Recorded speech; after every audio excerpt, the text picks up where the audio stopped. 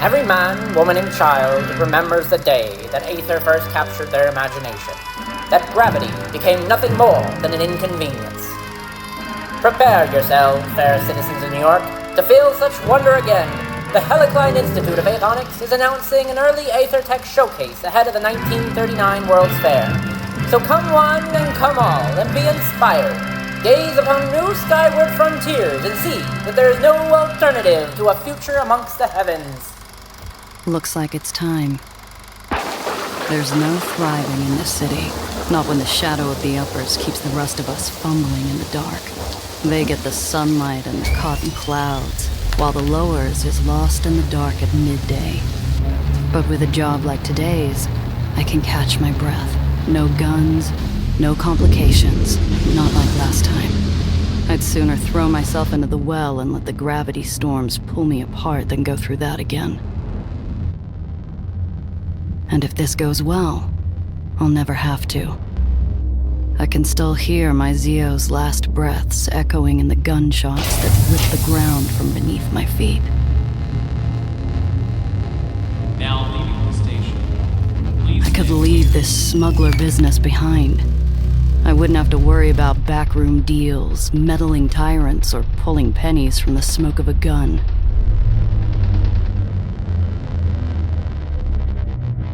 I'd find a place up here where the air is clean, where the sun wakes you up in the morning, and the stars say goodnight. It'd be just me and the open sky, finally free.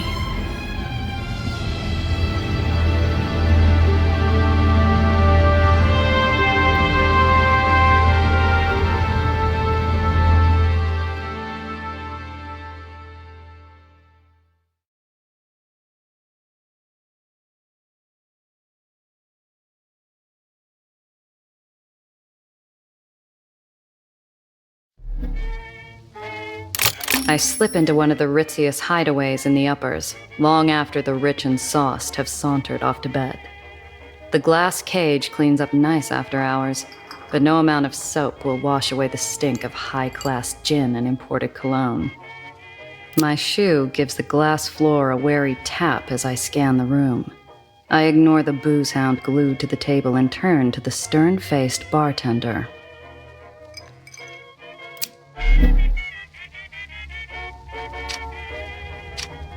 As good a mouthwash as any. Might come in handy later, too. Currency in my line of work isn't always green. The bartender gives me a look as I grab the long-necked top-shelf swill and take a drink.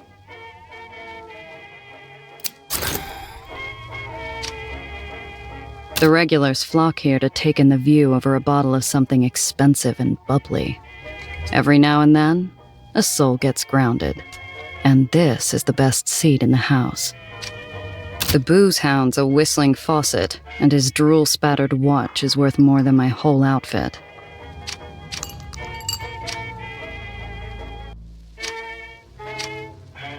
My eyes dart to the back door.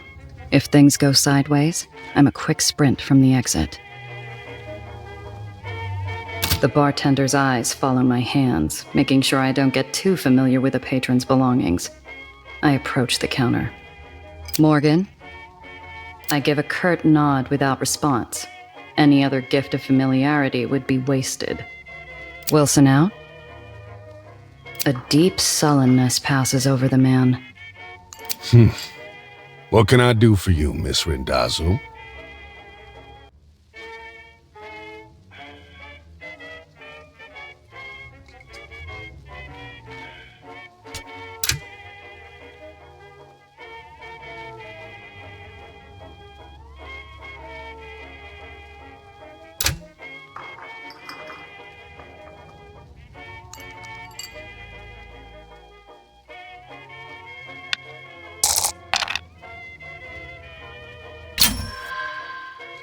Morgan's eyes are gray, his knuckles raw, and the scent of 2-day-old body odor breaks through his strong cologne. Wilson never misses a shift. Never's a big word, Miss Randazzo, especially in this line of work. It's been a while. How's business, Morgan? Business carries on as usual, Miss Rendazzo. Mr. Blanc's morning is full, and in the evening, we host Holiday. I know that name from the radio. Shame I'll have to miss hearing her live. The glass cage might tolerate my presence during after hours, but its patience runs dry whenever respectable clientele's on the floor. I got a meeting with Mr. Blanc. Let him know I'm here. So soon? I'm surprised. And without your uncle. His eyes meet mine, challenging me to say anything, to reach for my piece, to balk, maybe even cry. I slowly inhale. It's too early to let some high-nosed stiff get his kicks in, so I smile. I'm missing an Apollo Diamond picture to be here, Morgan. Help a girl out. The bartender frowns while he polishes a small tumbler. He's expecting me. I don't intend to make him wait. Do you?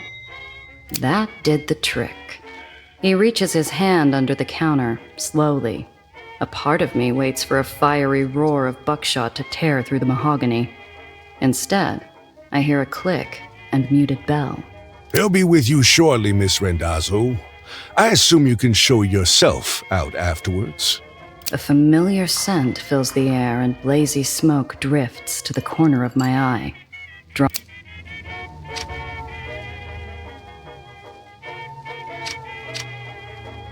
The table's already set. A narrow beam of light splits the booth. On my side, a glass of my favorite whiskey. On the other, an ember held in the hands of a man more shadow than flesh. Drink. I down the high-class poison. Might as well enjoy it while I can. A smooth burn sits on my tongue and melts clean through the jitters. The shadow sighs around the cigarette, as though he'd sipped from the glass himself. Manners. Good. He stubs out the pleasantries with his dying cigarette. Onto a new smoke. Onto business. A young woman from the Heights requests transport to the Lowers. Nowhere in particular. The Heights? What's some girl from upstairs want in the slums? I don't care. She requested discretion.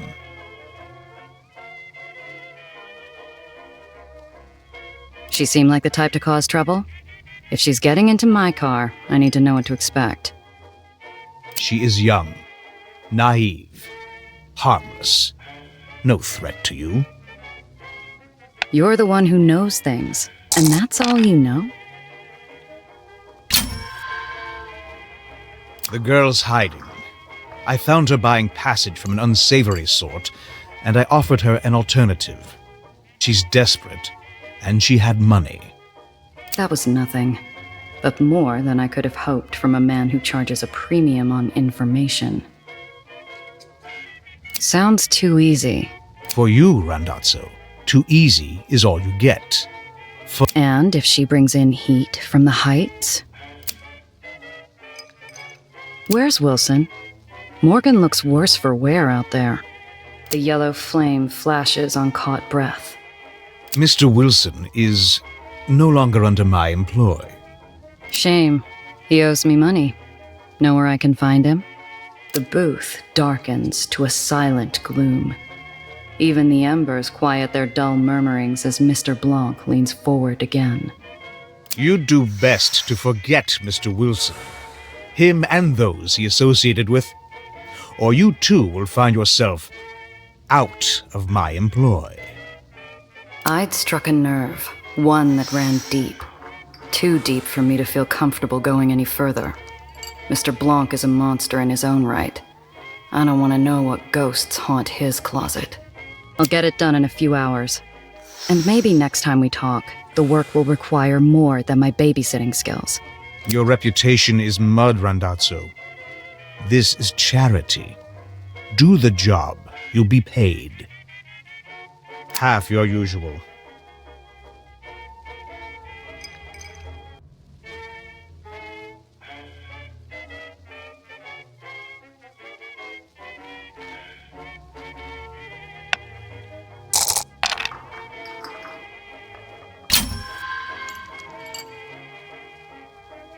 half my usual? You called me up here to insult me? You are not the same smuggler you were a year ago. I pay for who you are now. It's a conversation I'd had several times already with too many clients. Conversations I'd lost. Turns out one bad day wipes out a lifetime of reliability. I had to try again. I'm every bit the same person I was. That's why you want me on this job. Why you need me. You can't risk your little Heights socialite giving you a bad name with the fat cats upstairs. If she held any influence, she wouldn't be running away. So she's running away. And he didn't dispute the first part. You could have called anyone, but you called me because I am the same person. No one else will protect her like I will. That, you know. And that's worth a little respect. His cigarette extinguishes itself, obscuring what little of his face I could see in pure black. He did need this girl protected. Question was, from whom? Your usual, then. And Randazzo, I expect your usual?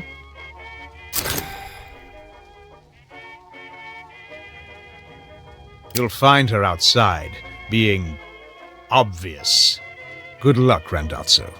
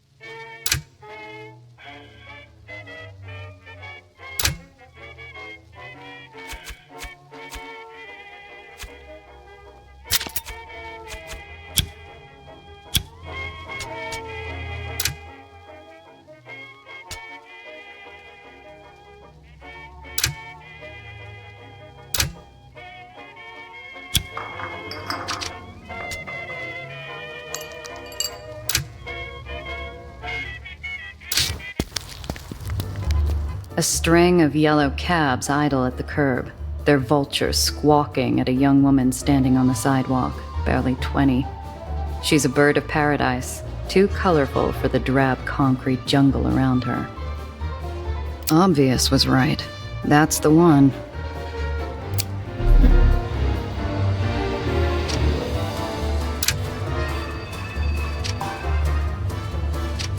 Bet these platforms don't see many folks from the lowers. It's really something. Someday, I'll wake up to this every morning. Zio always liked cabbies, said they were useful. This is where he and I disagreed. One of the buzzards has her cornered. The girl's smile is a mask. She's being polite, but she doesn't realize how ugly this could get. Hey, beat it. This fare's mine. The cabbie gawps at me, stunned I dare intrude on his meal ticket. He sneers and turns back to the girl possessively. You pay her no mind, doll. Listen, do you like music? I step forward and dig the snout of my pistol into the unwashed folds of his exposed neck. At the cold touch of iron, he lets out a little rat squeak. Now that's music. Oh boy, You're with me, Principessa. The girl locks eyes with me and instantly puts the pieces together. thanks ever so much, but my friend's here? Have a nice day. She trots over to me. The buzzards grumble and fly off, on the prowl for their next piece of roadside meat, leaving one stubborn hanger-on to squawk. You better watch your back, girlie. We'll see you later. That sure was scary. I didn't realize... thank you, Miss Smuggler? I give her a once-over, like a filament warming up inside a bulb. Her shaken nerves are slowly replaced with a beaming smile. My silence doesn't seem to deter her optimism.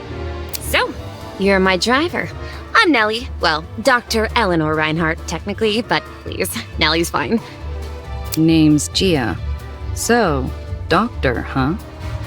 That's right. My degree is in theoretical aethonics. I did my dissertation on Cherenkov radiation's impact on Aether particulate flux. Columbia, then NYU for postgrad. Such a gorgeous campus. Have you been? Can't say I have. It's pretty close to the Helicline Institute of Aethonics.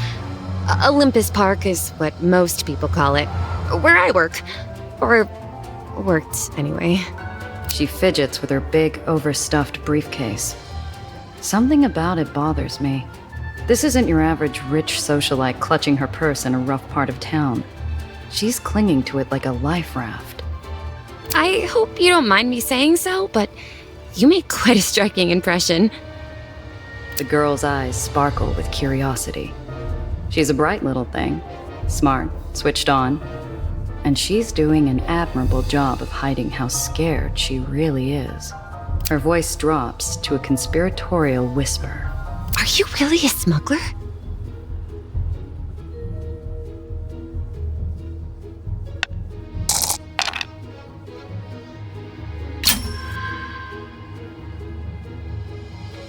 No, I'm an editor for the comics. Wowzers! Which ones? I love Daring Tales. Wonder Comics is terrific too. Oh, and Zap Quarterly. Do you make Zap? I've opened a can of worms. I look into her shining eyes and the lie falls apart like wet cake. Zap's great, but...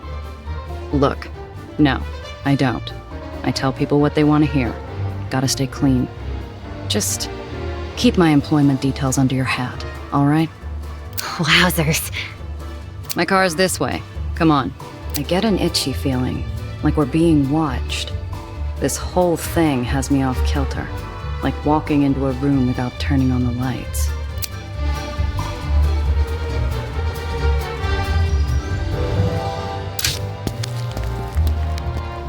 We step into my ride.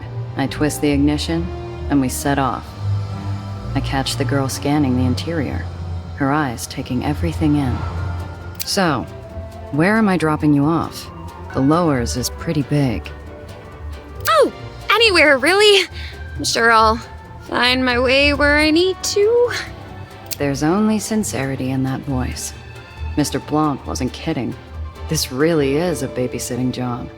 Ooh, what's that button do? Yeah, don't press that. Ah, so it must be some type of modification.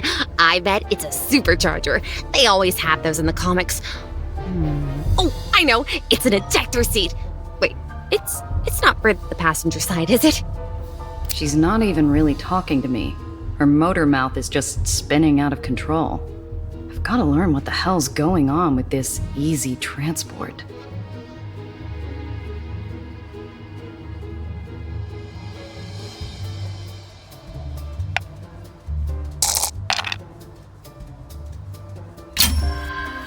The faint smell of ash fills the car. A spent handkerchief hides in her palm. Small Aether burns scar her fingertips. Not an ounce of luggage other than the case. Doc has something to hide. So where are you going, kid? Family? Friends? Oh, no. I'm here all by myself. Anywhere you planning on visiting? I'm not much of a tour guide. That's my own business. Thank you.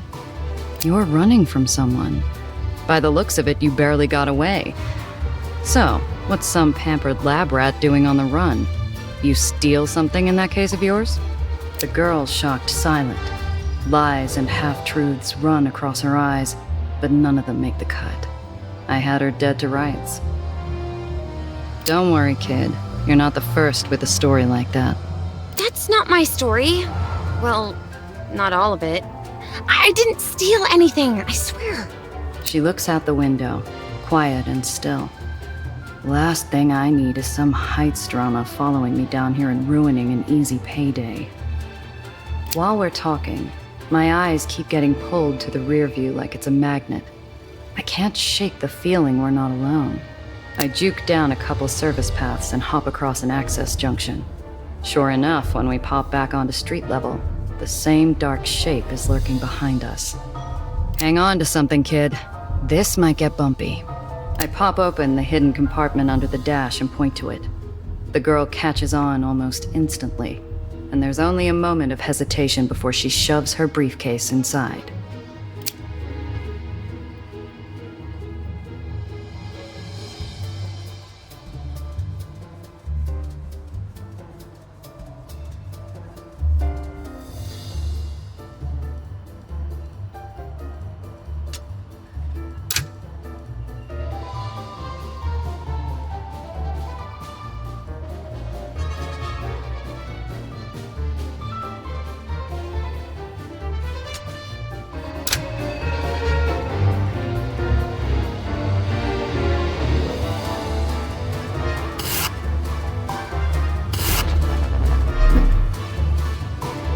Catch a glimpse of the man tailing us. He's got the easy posture and the liquid metal smile of a seasoned killer. In the rear view, his eyes burn like ice above a jagged scar. No! How did he find me? Who?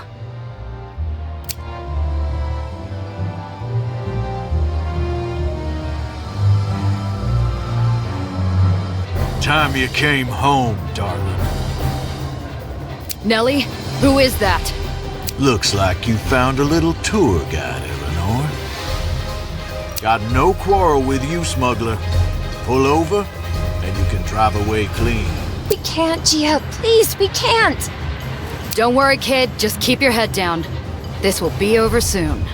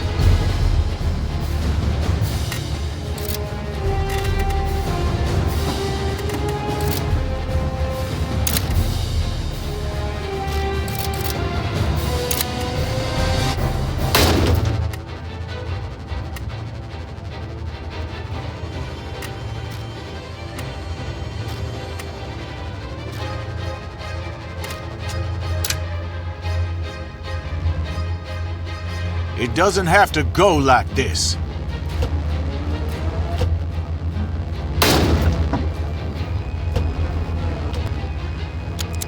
Give it up!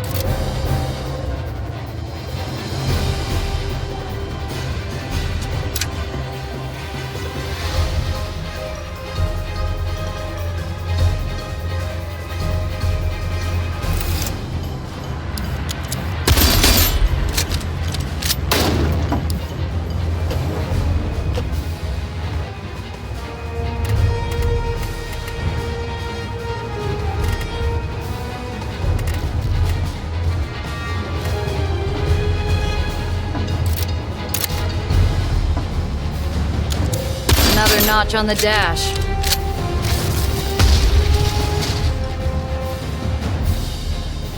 We did it, Gia! He's gone! That was too easy. We need to get off this island, now.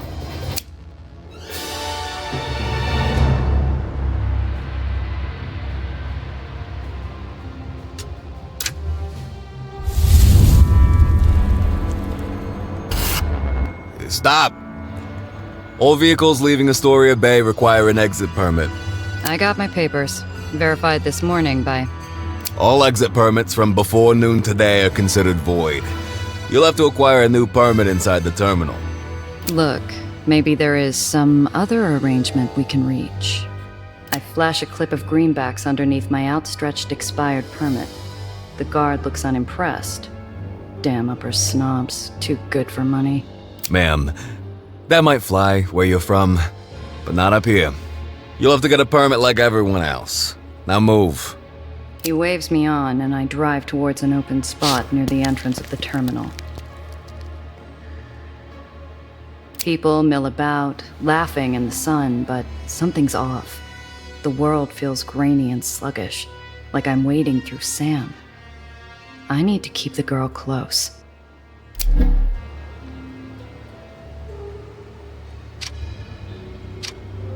There's not a dark cloud in the sky or a black hat in the crowd, but my shoulders remain tense.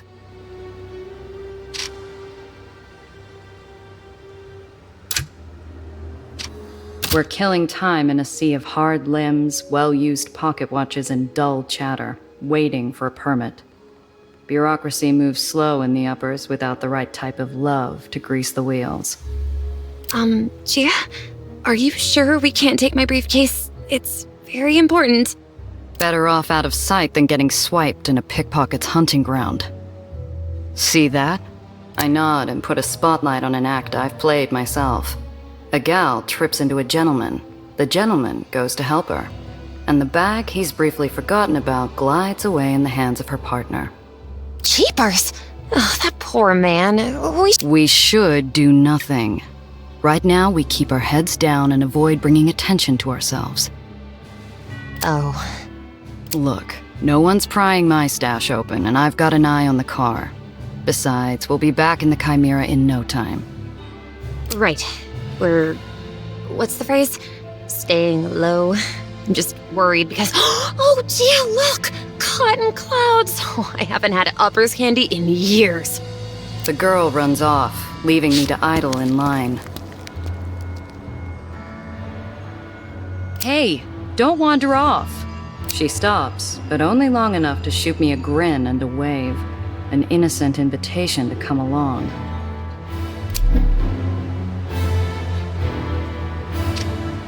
The vendor sculpts pink and blue clouds for passengers in search of a sweet souvenir. Nellie looks ready to buy out the whole stand.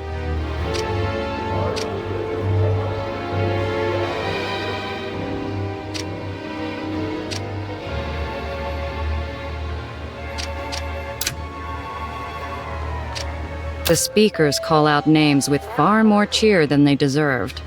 Dreamland, Nation's Crusade, and so on. None were ours. My neck itches at every careless shoulder bump and lingering eye. Nobody unusual, but the itch doesn't quit. The girl seems determined to stay obvious. We've still got time before the ferry leaves, but I growl as I give up my spot in line and beat feet after her. The girl's busy drilling the vendor about sugar to syrup ratios. I throw a look and she focuses on picking out a flavor. A stick of cotton later, I herd her back in line. Unfortunately, it hasn't moved. I let her get in a few sweet bites before I feed her something bitter. What did that scarred-up black hat want with you? Her face falls mid-bite. The pink cloud sags like a lead balloon. I've thought of at least 5 different ways to explain it, but it's complicated. Usually I'd ask someone for advice, but he's not here.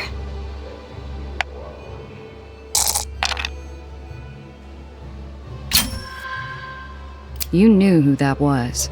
You'd seen him before. Who is he? I don't know. That wasn't your average tracker. He was big time. Someone you hire when there's no room for error. Someone with deep pockets is after you.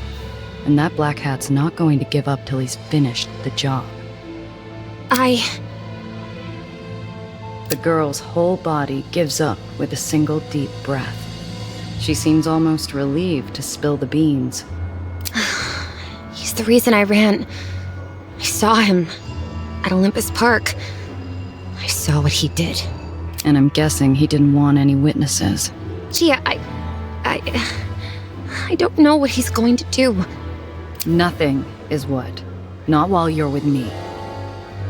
She perks up at the small glint of hope, and I give her a half-hearted smile. It's one thing to deal with a tracker, but if this guy is a hired killer too, I need to be more careful. Look, kid, I got shot at for you. I was told to expect a simple transport, and now I'm stuck looking over my shoulder. You owe me a whole lot more than it's complicated. What's in the case?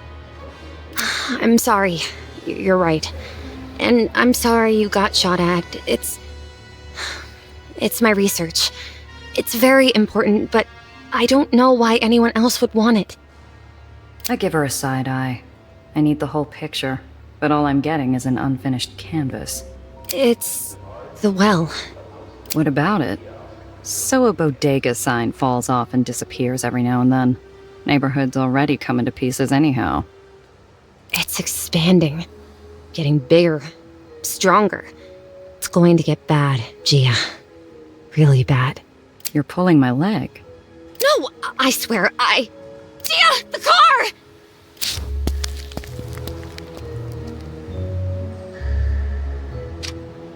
Minutes.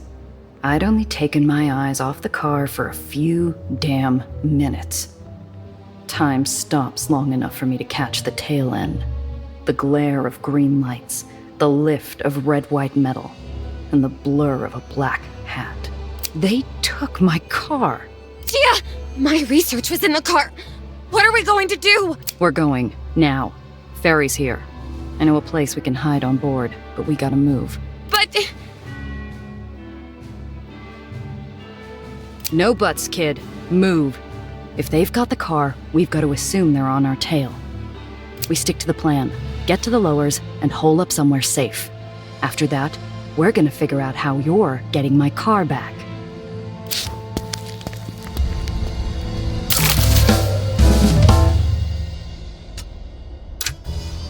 The hole is a barrenless refuge, rotting and hidden in a forgotten corner of the city. It offers sanctuary to every soul who finds freedom at the end of a gun or the bottom of a bottle. It is the safety of the shadows. Oh, is this your hideout, Gia? It's like a pirate's cove or a raider's den. More like a sinkhole. Watch your step, kid. You'll sooner run into a back alley mugger than a swashbuckler out here. So, what's next? We need to formulate a strategy. My place. I need a drink. And you need to finish explaining what the hell got my car stolen.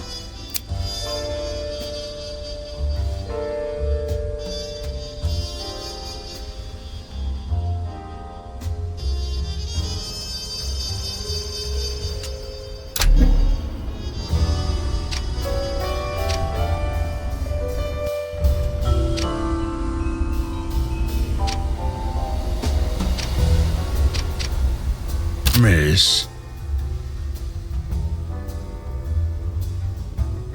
You enjoy captaining a ferry?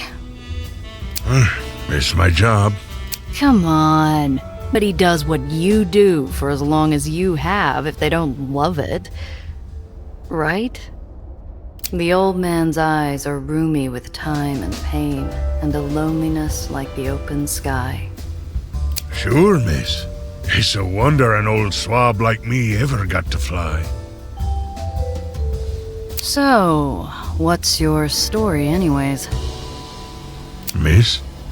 Like, were you born here? How'd you get into the ferry game? No. My family come from Maine. Fishermen. That's how I learned to pilot a tug. And what brought you to New York? Throg winces, like his gammy leg is giving him pain. Or like I dredged something up from some dark depths. Something he didn't want to remember. Ah, well, that would be Ella May, my wife. You salty old dog. I didn't know you were married. I'm just having fun with the old boatman, just trying to raise a smile on that dour leather mid of a face.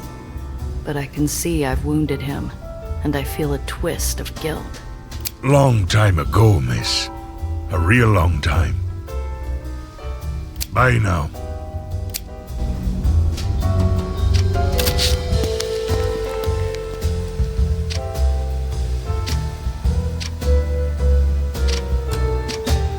Zio always told me to have a way out. This old greenhouse has plenty of windows that offer that very service. Would hate to break one on a quick getaway, though. I still have that new edition of BAM to read. Later. Finally, the first drop of real sunshine all day.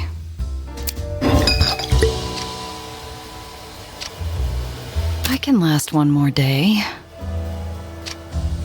What would you do here, Zio? Say the job's over, cut the girl, and run? Would definitely save me from a headache.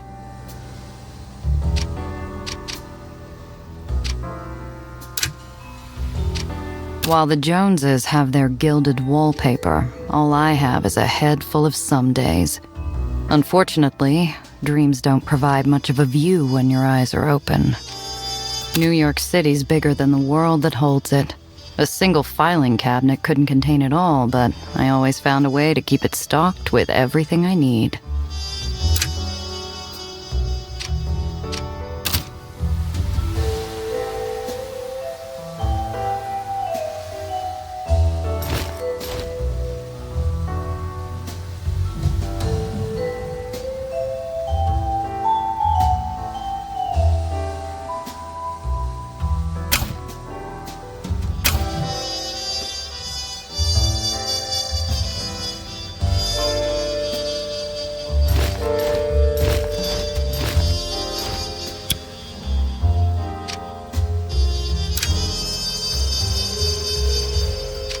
The way she holds herself is too bright for my apartment, too colorful. Everything feels smaller, the space between the shrinking walls taken up by her testimony. I've been tracking growth patterns around gravitational anomalies. The well's always been an unusual case. It goes through the occasional spike and ebb, but it's always stabilized, eventually. My colleagues and I, were supposed to meet and discuss what to do about the well, but I was late. I would have been inside already if it hadn't been for Professor Gardner. He discovered something was wrong first. He tried to get me away, and because of me, She trembles, leaving the unspoken sound of a falling body to echo off the walls. There was an explosion. Everything burned so fast. I wanted to help, but Professor Gardner wasn't moving. That's when I saw him. Black hat. And then he saw me. I ran as fast as I could. Didn't have time to take anything else but the notes I had on me. That's a hell of a story. So a professional killer snuck into the Heights and blew up a building just to get his mitts on you and your research. And you have no idea why. I truly don't. Please, you have to believe me. Your colleagues. Tell me about them. They were brilliant scientists, Gia. All of them. And bright and hopeful. Together, we were going to discover a better world. Find the answers to... She holds back the grief by roaming the room with her eyes, latching onto every detail and yet ignoring every bit of it. And they were kind. Alistair, Professor Gardner, especially. He always looked out for me. Even when I first showed up.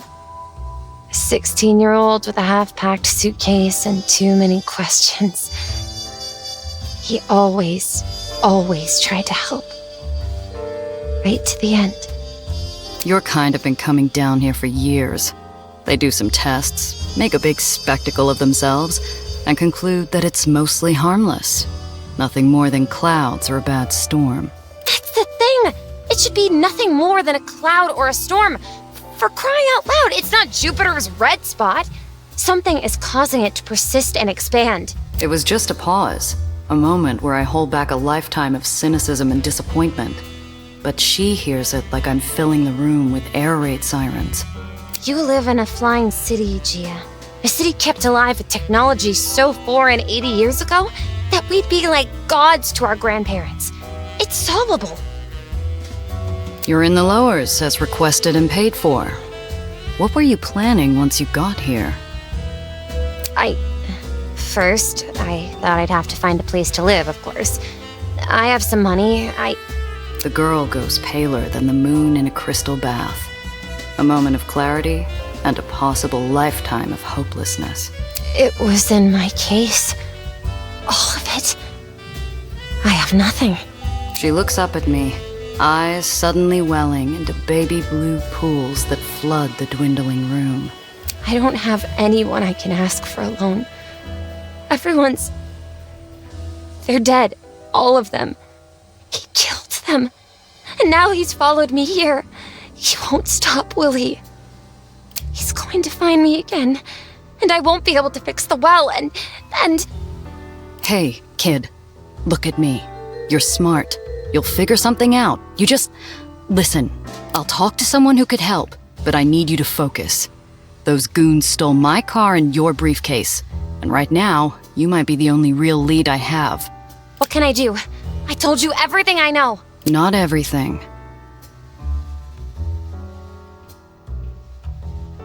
I don't get it. You're from Olympus Park. You got money. And you just leave without talking to anyone? I needed to disappear quickly. Apparently, I'm not all that good at it. I didn't have time to pack. I took the first ferry I could find, and it left me in Astoria Bay. Fortunately, when I told a very nice officer I needed to get to the lowers, he referred me to Mr. Blanc. Knowing Mr. Blanc, that referral didn't happen by chance. He's got eyes in every dark corner of the city. If a bird from the heights flew down on an air of mystery, he'd want to know why. He called you by your name. We're looking at someone who's done his research, or someone who's got something personal on you. Got any enemies up there? No! You sure? You didn't piss off some other brainiac with a better showing at the science fair? No. You running from family? Some bigwig who made a pass at you? Jilted husband? I'm not. I've never been married. I don't have the time or the interest. But even if I did, I haven't had any gentleman callers, or really met any gentlemen. Aside from Professor Gardner, of course, but he doesn't count. Not in that way. This Professor Gardner's come up a few times. Who is he? Oh, Professor Gardner, Alistair Gardner, was one of the first people recruited to the Helicline Institute. He's one of their spokesmen, too. He even oversaw my application. The other adjudicators were reluctant. Everyone else was so much more senior and older, too. But Alistair fought for me. He called my skills and my desire for a better world a brilliant ambition. He helped look after me during my stay at Olympus Park. It helps that he supervised the lab that I worked in. Something doesn't add up. Most of us will never see the heights, let alone Olympus Park. How'd someone like him get inside? I don't know. Must have broken in. Or stolen access? Disguised himself, maybe? But you can't just stroll through. I had to go through an extensive vetting process to even be allowed to visit. So he's found you twice. Once in the heights, and then again after hiding with Mr. Blanc. He'll probably track you down here, too. You think? She starts to retreat back into her shell. Damn it. I was just getting somewhere. If I'm going to get anything useful out of this, I gotta give her something to latch onto. Hey, look at me. This chump isn't getting away with this. I'm going to take care of him. going to get my car and your briefcase back. Really? It's a matter of personal and professional pride. I don't like when people mess with what's mine. Just stay here and don't touch anything. I'll be back soon. Wait, I'm going with you. And why should I do that? You're a doe in headlights most of the time. Well, for a lot of reasons, actually. For starters, I'm excellent company. I'm also smart and amazing at aethonics. I'm sure that could really come in handy out there. But if not, well, let's be honest with each other. I need you to find that man. He has my briefcase. You need your car back, and you can do that by finding him. If he's following me, then that's good news. The best way for you to find him is for him to find me. Us. Foolhardy or brave, like going all in before the flop in a high-stakes hold'em round. I'll give the kid this much. She's earnest to a fault. Okay, but first I need to see a gal about a car. Until I'm back, stay put. Cress is already gonna be in a bad enough mood when she hears about the car. She doesn't need me ambushing her with this bundle of trouble too. Cress Carter is the only person in the whole who could sell me something with 4 repulsors and a steering wheel. Only one issue. I'm broke. Fortunately, I have something more valuable to her than a wad of cash. If there's anything that can soften bad news and a steep ask from Cress, it's fresh vinyl with a smooth baritone. I second-guess leaving the girl idle in my room. She's the curious kind that could find trouble with her eyes closed and feet tied. I don't live like royalty, but I got a few shabby creature comforts around. Maybe it's enough to keep the girl's hands busy.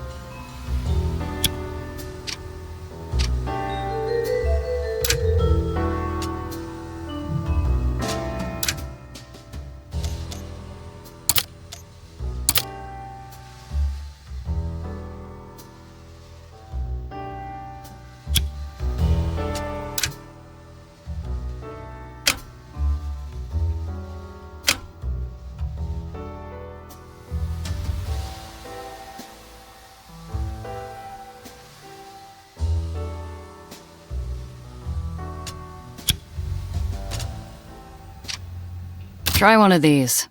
Cloud Captain never fails to cheer me up. Oh, thanks, Gia. She starts to flip through the pages as I leave, her eyes landing longer on the page with Cloud Captain's devilish smile.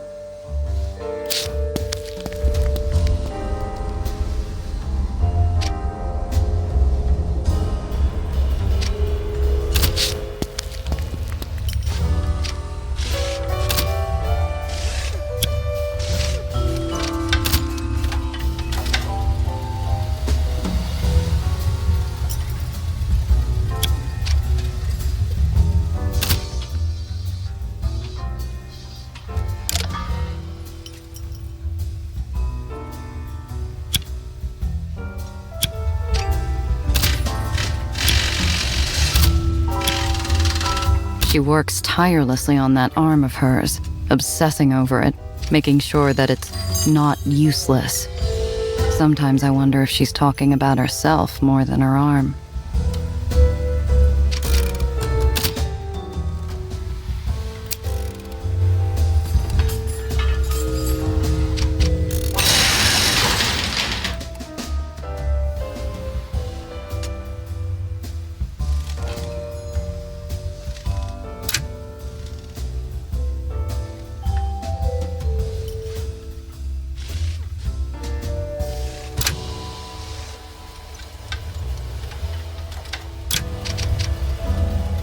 Cress? The hole doesn't ask much of its residents. Stay quiet, don't draw attention, find comfort in the dark. Despite growing up in Aether in the Undercity, Cress Carter refused to abide. From behind a junker made more of rust than steel, two faintly glowing points rise. Cress appears, pale, milky eyes already wary and fixed to joust. Where's my baby, 8-Shot? The low, angry rumble of the island's Aether generators shake the floor in protest of their nature-defying feat. I hope it stifles the sound of my pulse. This is news I don't want to break.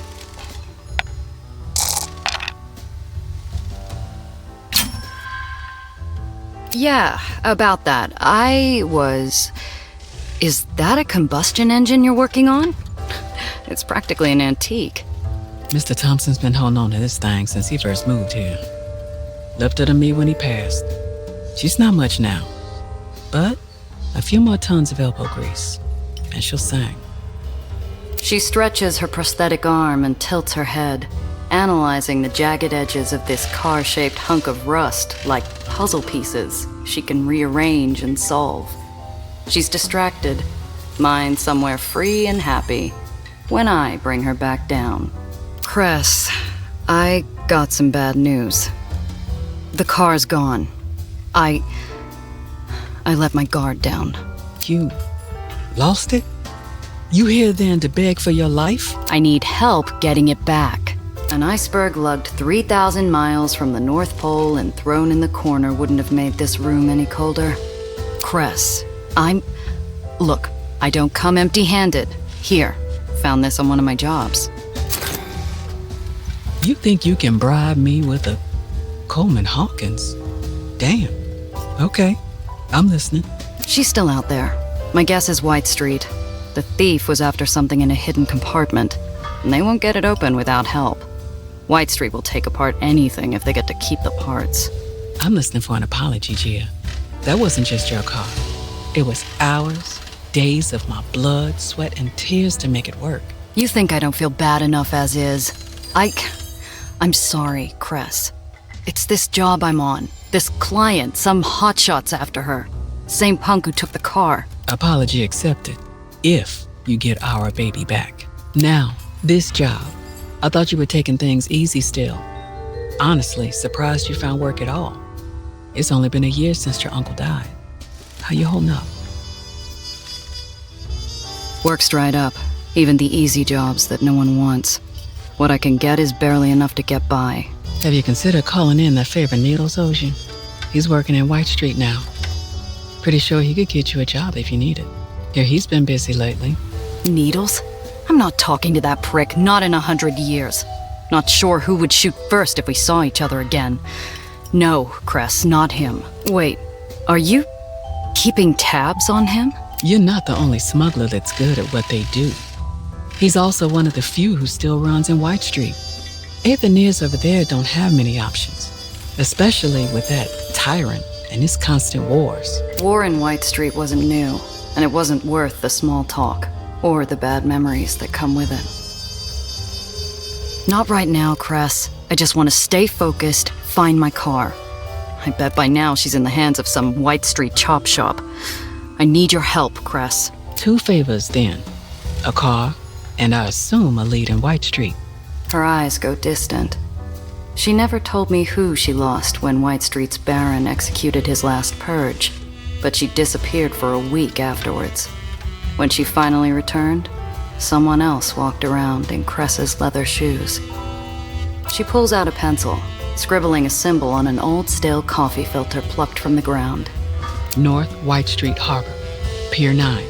Say I sent you. You'll find some Aetherians who can help. Maybe. As for the car, got a lemon out back.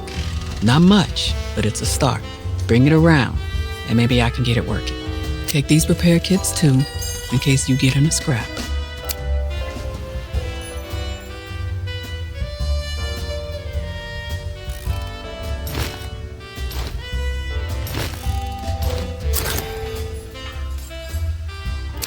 Thanks, Cress. Yeah. Also, Gia, don't be an ass. I'll hear about it.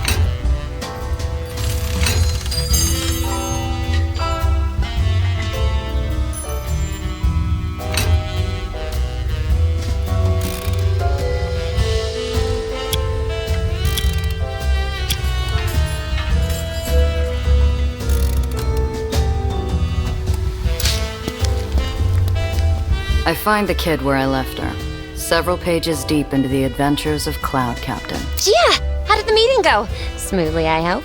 Did you have to do a wheel and deal? Worked something out. Anyway, reading break's over. Already? We need to move fast if we even want a chance of finding my car and your briefcase in one piece. Best bet? We start with White Street. Why there? Is it a smuggler thing? It's a hunch. White Street's whole business is sanitation and recycling. You need something disposed of on the down low? That's where you go.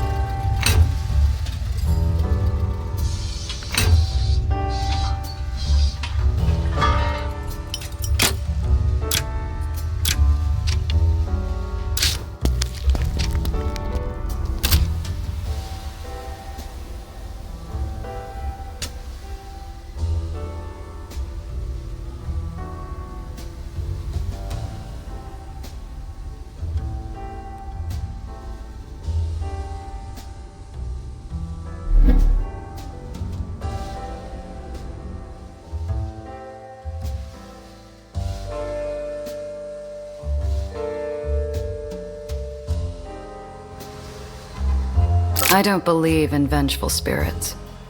If they existed, White Street would have been torn from the sky in retribution for its decades of war. Nellie, I want you to watch me and stay close. Why?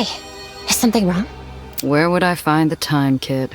Or the heart to fill your head with graves of ash, islands on fire in the night, the thunder of war in the skies? That was years ago. But not yet.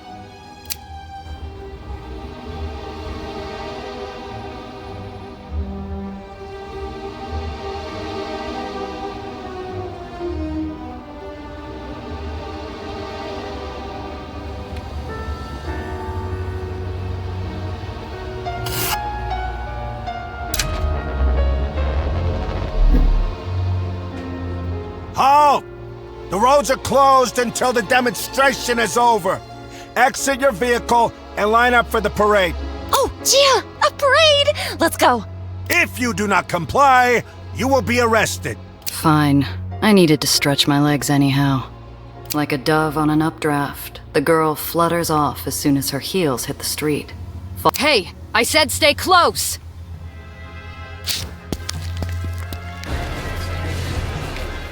Wowzers. I haven't been to one of these since I was young. Father took me to several, but those weren't as, serious. Where are the floats? The clowns? They're just soldiers. Are all parades in the lowers like this? Just like this? No. Each baron has their own flavor of showboating to distract from how bleak life is down here. White Street's just eager to march and flash their guns around. Something big must be going on. Do you know what's happening? I'm not sure what this is. White Street has been bleeding territory, money, and men for over a decade in its wars with the surrounding barons. This should be a funeral march, not a celebration.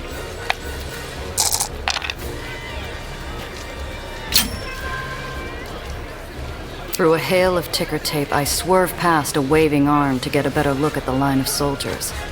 Spotless uniforms, polished guns, a show of strength that White Street hasn't been able to afford in years. When did they fill their war chest? Hey, pal, what's the occasion? The general's unveiling his new machine. Soldiers say it's going to save the lowers. Save the lowers? Going to take more than some new weapon to do that. Shh! You want to get us thrown in the tomb? Smile and wave. He applies more plaster to his smile. I glance around. He's not the only face in the crowd straining to keep the corners of their mouth upright. The cries of support echo emptily. The banners flow without enthusiasm. Like stone pushed through a sieve, the crowd forces out cheers for a devil clad in white. Is that the Baron of White Street? He must be really popular. That's Eli Tillingast. Calls himself the General. They cheer because if they don't... Burn the tyrants!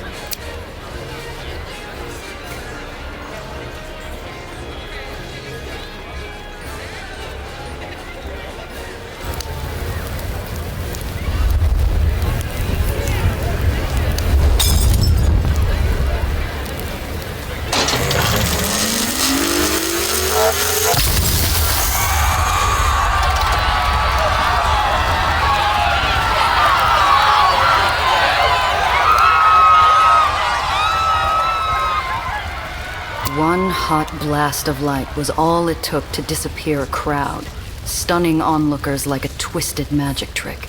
Instead of applause, cries of panic and a stampede of feet clap the pavement, while a putrid smell fills the air.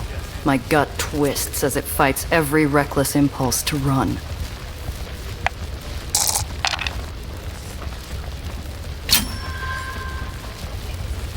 A few onlookers run from the scene. My feet are 2 steps after them before my senses yank me by the shoulders. Eli Tillingast doesn't tolerate desertion from anyone. The crowd seconds from dissolving into a frenzied swarm. If I don't grab the kid and move, we're going to get trampled flat. However, we're saved by an unlikely savior. Hold! The Baron of White Street stands, gloved hand extended. Despite fear and panic, the crowd obeys, frozen in place by a gentle, assuring gesture. Let the procession continue. The music starts back up, and the world moves on Eli's command.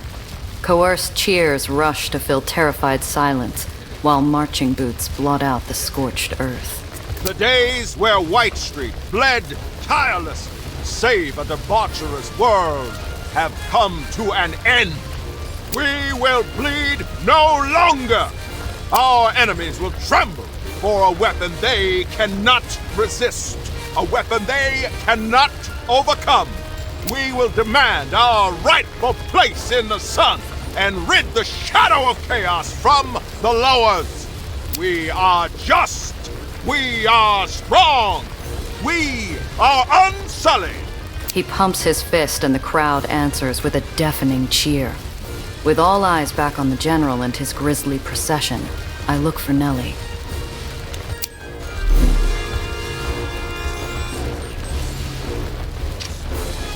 The war banners of White Street once flew over much of the lowers. I dread the day it happens again. These barons are no different than dictators of small countries, playing dress-up and throwing their armies around like toy soldiers on the playground. Destruction like that. With weapons like these, they could reclaim everything they've lost, dragging the whole damn city back into war. God help us.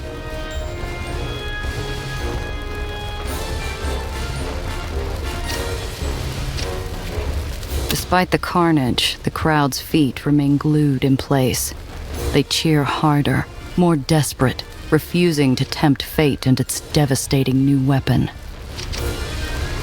It's only a second, but I spot a glint of metal in the curve of a black brim that resembles a scarred-up bastard. I go for my gun, but he disappears like campfire smoke in the night. Did he spot us? Or am I jumping at ghosts? I scan the whole street. Nothing. Not a hint of the black hat or my car. I decide not to mention it to the kid. After what happened, I'm jumpy enough for the both of us. Destruction like that. With weapons like these, they could reclaim everything they've lost, dragging the whole damn city back into war. God help us. Oh, no! That weapon, Red Aether, wasn't to ever... Oh, Gia, those people. Those poor people. You recognize it? What the hell was that thing, Nellie? It was never supposed to get out. Never. How did it get out? How? She buries herself in her hands, breathing hard, wishing with every strained muscle that this nightmare would end. A part of me wants to join her. I can't stay here, Gia. We have to go. We can't. Not without attracting serious attention. You saw what happened. If we get caught sneaking out, we'll get shot. Gia, please. The kid's bloodless face moves me to glance down the procession line. The tail end's in sight, but the miserable sound from the girl has me second-guessing how long her nerves will hold.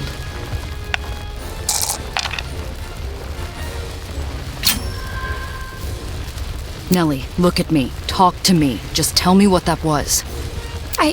That weapon used Red Aether, Gia.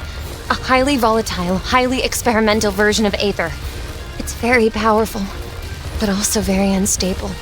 But Red Aether wasn't supposed to... With nothing more than an empty expression, the kid clams up tighter than a 10-inch steel vise. We have to wait the parade out. Hold on just a while longer. I understand. The sound of lockstep boots thumping asphalt finally fades into the corpse-stained wind, and the crowd, released from their mandated joy, finally begins to disperse. Silence finds its way back into the world. All at once, the poor kid's nerves crumble like a paper cup, spilling her insides all over the now vacant street. Take it easy, kid. Slow breaths, all right? Let's get out of here. Now, please. Yeah, we're done.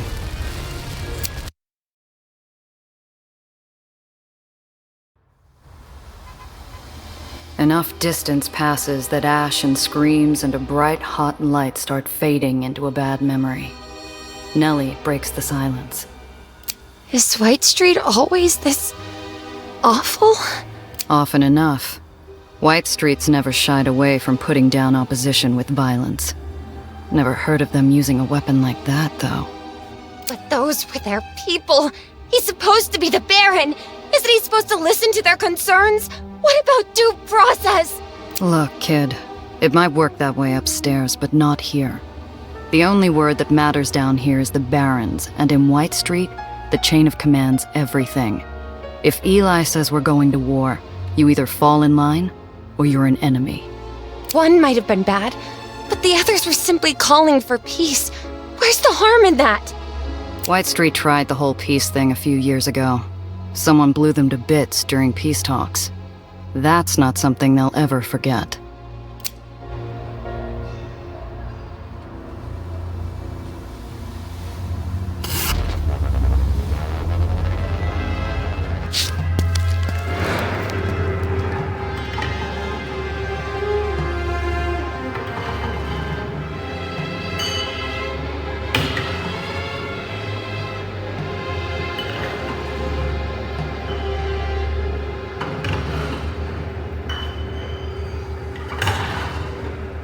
It's around here somewhere, hidden. What was that symbol? Are we really going into the Undercity? Will the Aether rats let us, or are the stories true? You don't think they'll throw us off the island, do you? Look, you can't rely on the stories you read in the papers. You want to avoid getting grounded? Don't call them Aether rats. They're Aetheniers, and they're good people. I'm guessing you've never met one? No. There were rules. We weren't really supposed to interact with them. Or see them. They don't want to be seen down here either. Too many people can't stand the idea that an island floats or sinks on the whim of an Aethenier. Figure a good rat is a scared rat. They've done it before, haven't they? I've read of islands crashing because of Aether repulsor failure that could only be possible by sabotage. And blow themselves up out of spite?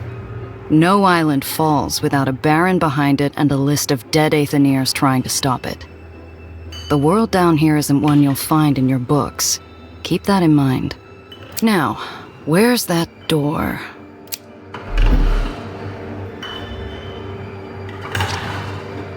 Among the fleet of crates, I spy one out of step.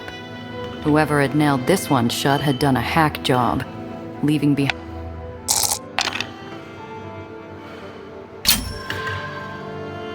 I stick my finger through the hole, angling past jagged slivers and crooked nails until I find a solid grip. I pull, fighting the groaning, shuddering lid. It gives up with a pop.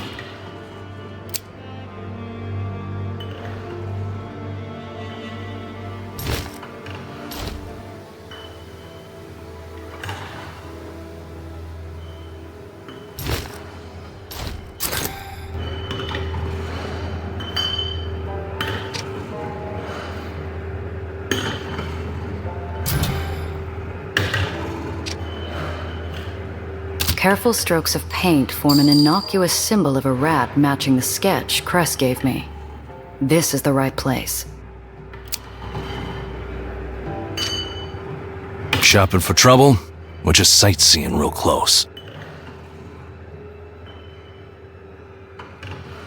Jeepers! Gia? A pauper.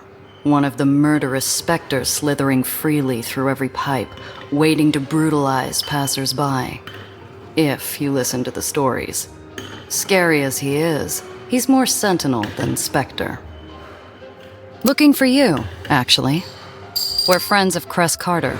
She sent us to ask about a missing car. Cress Carter? Strange. Cress's name should mean something. Either he's greener than he looks or he doesn't trust my word. I might need something to loosen his tongue.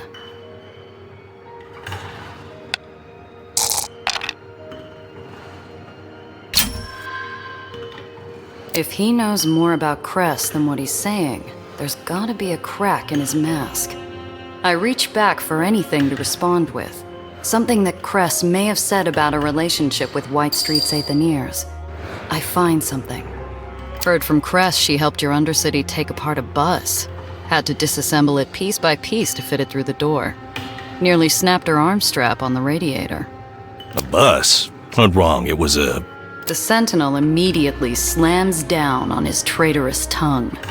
If it were a few words sooner, it might have kept his secret. What was that you said? Cress Carter, Silence. Madonna, I wish I could see behind that mask. He could have been planning vengeance or compliance. I don't find out which until he pounds the space behind him. And watch yourself. He melts back into the industrial decay behind him, never once taking his eyes off us. His disembodied voice echoing out one last time.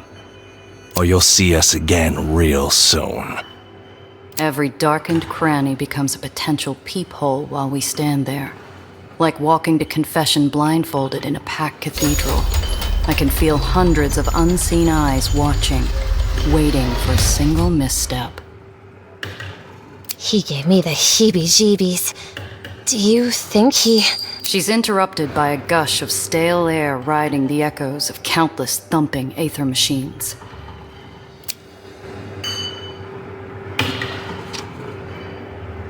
Topsiders, why are you here? Hurry, out with it, we're busy. Lexi, shh. If Harold let them through. Harold's been wrong before. Hello, I'm Maria. This is my husband, Alexander. Hello, nice to meet you. I'm Nellie. This is Gia. We're not here to bother you while you work on... Oh, is that part of an Aether substructure power converter? I've always wondered about the older infrastructure. Nellie, that's not why we're... Right. Gia's friend, Cress, she's an Aether also. She sent us here because we need your help to find this car of ours that has some important stuff hidden away inside. Too desperate, too vulnerable. I lob a cough towards Nellie, hoping she'd quit her rambling so I could get a word in. Cress sent you? That girl. Fine, let's hear it. A 35 Chimera, dumped recently. Have you seen anything? Alexander breaks his scowl with an impish eye and a cracked smile. He knows exactly what we want, and he is going to wring us dry for it. Maybe. We'll need something in return, though. Eli's new war means that all non-essential requisitions are delayed. That includes water filtration equipment for the Undercity. Now, our water is becoming Aether-tainted. We can't afford any more of us getting sick. Eli's terriers are already forcing longer and longer shifts to compensate for the fewer numbers. That's terrible. Of course we'll help. We'll get you everything you need. How do we... Hang on a sec. Before we agree to anything, I need to know what we're getting into. How much is this info going to cost me? Water filtration parts, new ones. 1 or 2 crates should do the trick. The more the better. Aether should have priority. But Eli's leaving you without water? Should be, but the Baroness quartermaster says the war means less for us and more for the army. He's a good man at heart. We have leeway with him, more than with the other officers, but... Natsuko's a soldier, not a man. He's choked us from the supplies we need for years.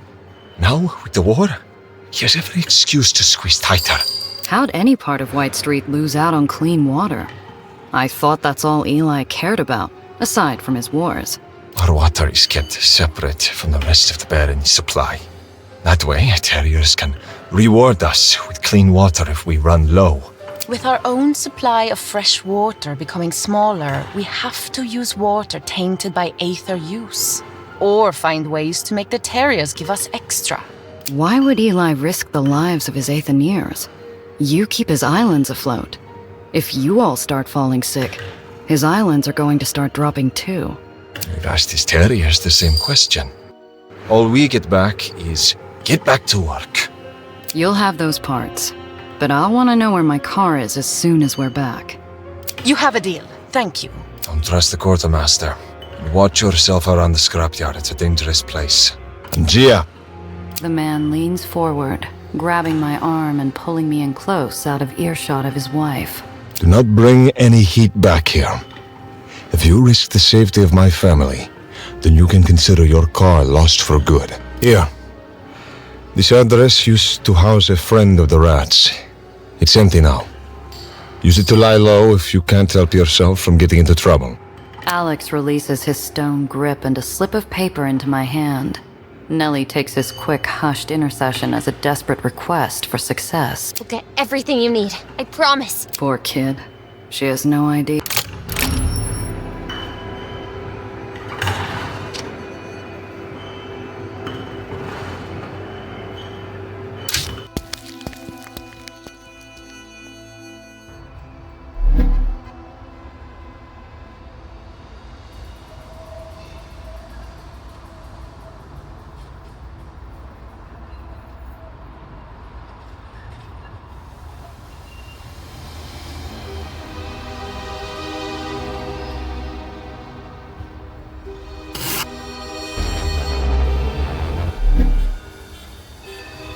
We're stopped at a checkpoint manned by White Street officers whose sneers are tighter than their uniforms.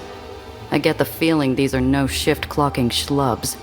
All whitecaps stink like rotten pork, but these ones seem to be wrapped in fancier dumplings. Who are they? If I had to guess, White Street Intelligence. General Eli's secret police. Oh boy. You said it. Just keep cool. After a moment of tense quiet, they wave us through. All right, move along. Apparently, we're not the particular field mice these hawks are hunting for, and I'm not about to give them a second chance to swoop. As we burn Aether and leave them behind, I let out a breath I didn't realize I'd been holding. Whew. I hope that won't be a problem on the way back.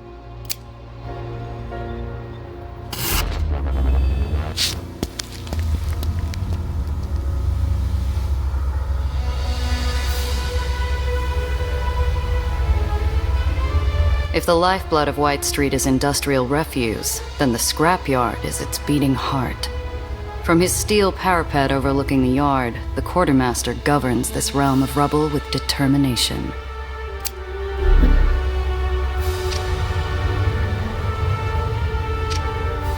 Not while he's here. The quartermaster is a decorated veteran and displays his war memorabilia with pride. Strikes me as odd.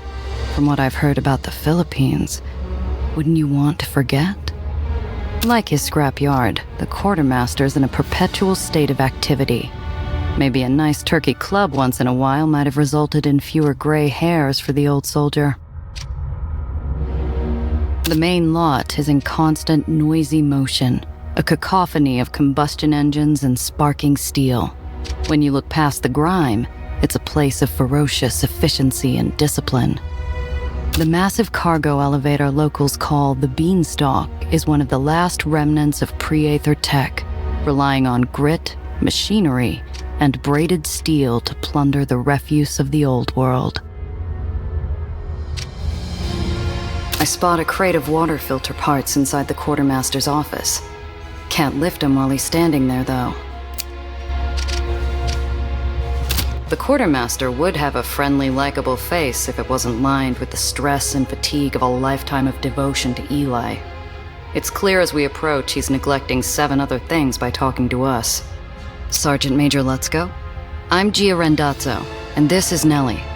Pleasure, girls. Sorry about the state of things around here. I don't often host such fine company. What brings you to the scrapyard?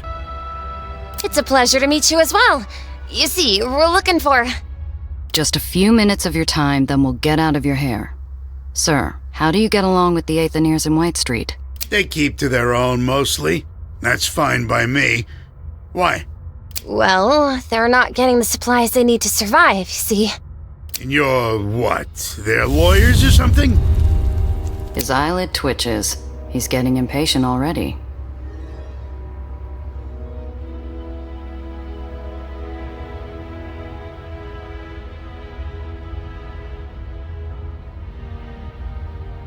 Look, you whitecaps are all about honor, right?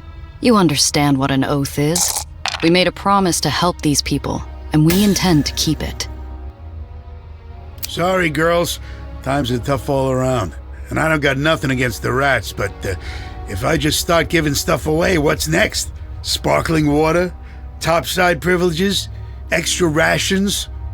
No can do. All right, well, thanks anyway. No. I'm afraid that won't cut it, sir.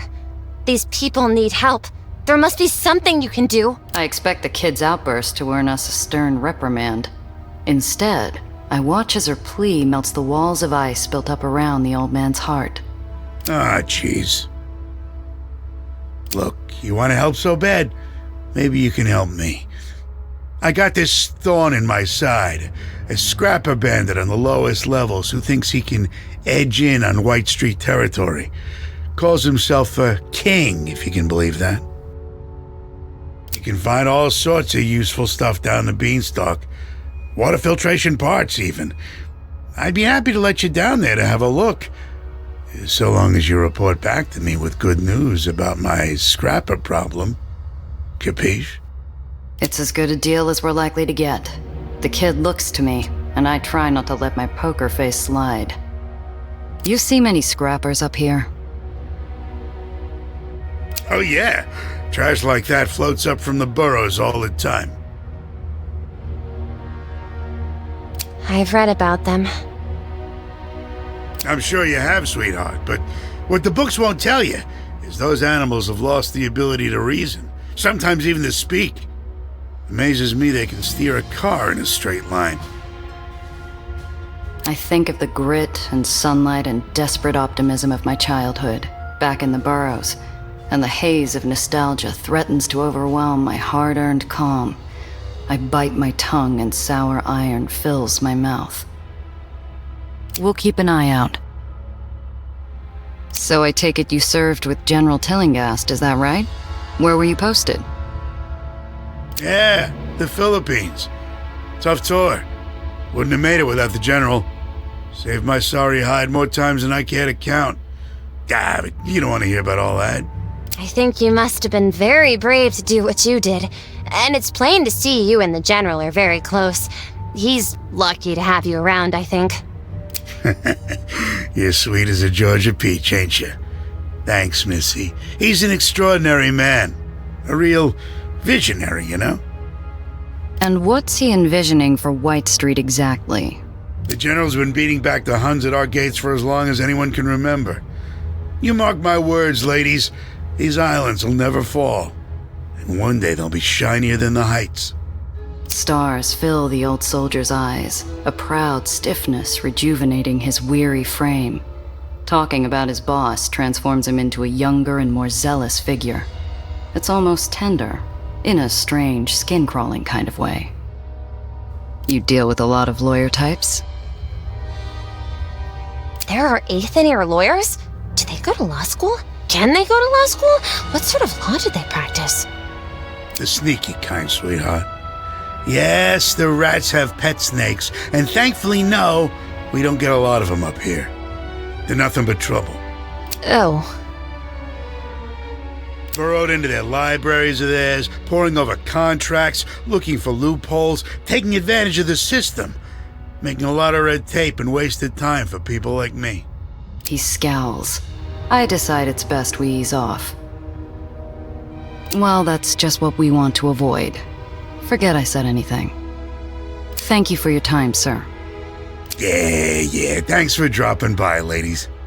With a forced smile, he picks up a clipboard and walks off, shouting orders down at machine operators, and leaving us to look out over the yard alone. The gangway behind us squeals under a heavy step, and I turn to see a black-clad stiff trying to pass us a counterfeit smile.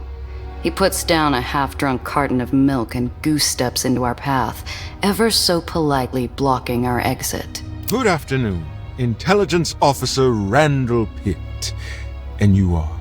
His feet are welded to the iron below, and the pins on his jacket identify him as one of the highest-ranking hogs in the White Street pen. There's no moving this one unless he wants to move. Gia Randazzo, and this is my sister, Nell. A pleasure, madams. And what, may I ask, is the purpose of your meeting with Quartermaster Lutzko today? What's it to you, Mac?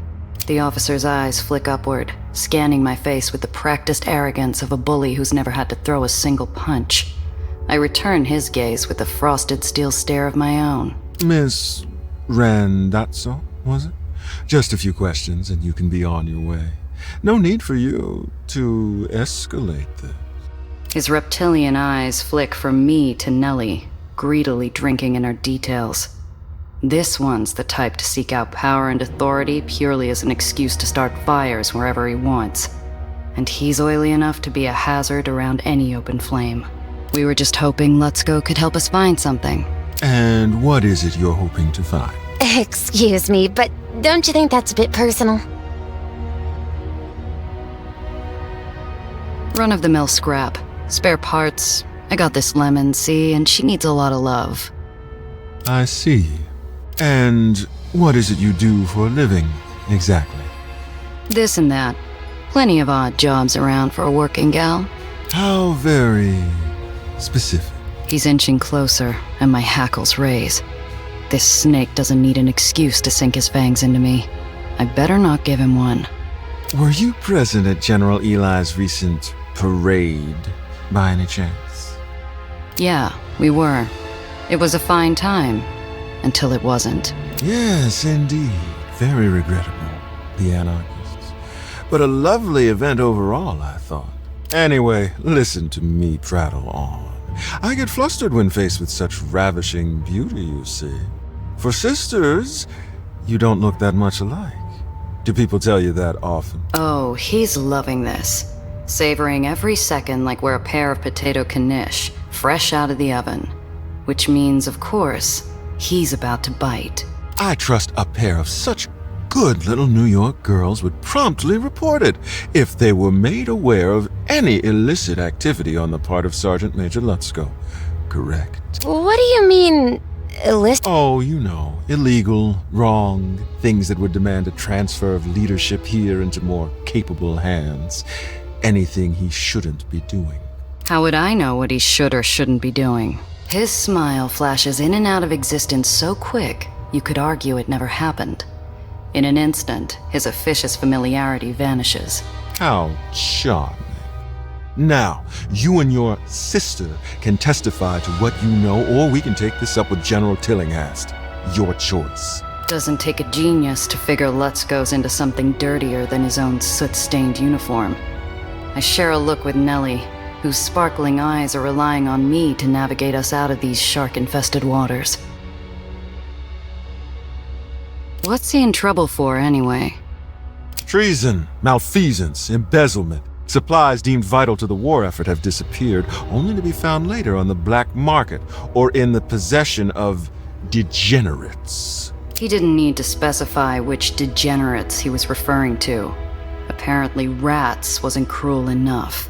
The punishment for which is death, of course, by grounding. Grounding? Is that... Yeah, kid. The long drop and the sudden stop. It's justice, my dear. Traitors pay their deficit in loyalty with blood. I'll tell you what I don't know. Why I've never met you before. Promoted recently? A hungry look comes over him, like a fox delighted by the rabbit who dares to fight back. I pride myself on subtlety, my dear. Nobody knows I'm around. Unless I want them to. How nice for us. He's inching closer, and his military-issue aftershave doesn't do much to mask the fetid milk stink of his breath. I maintain the distance between us. Not rude, but not too subtle either. He squints, unsmiling.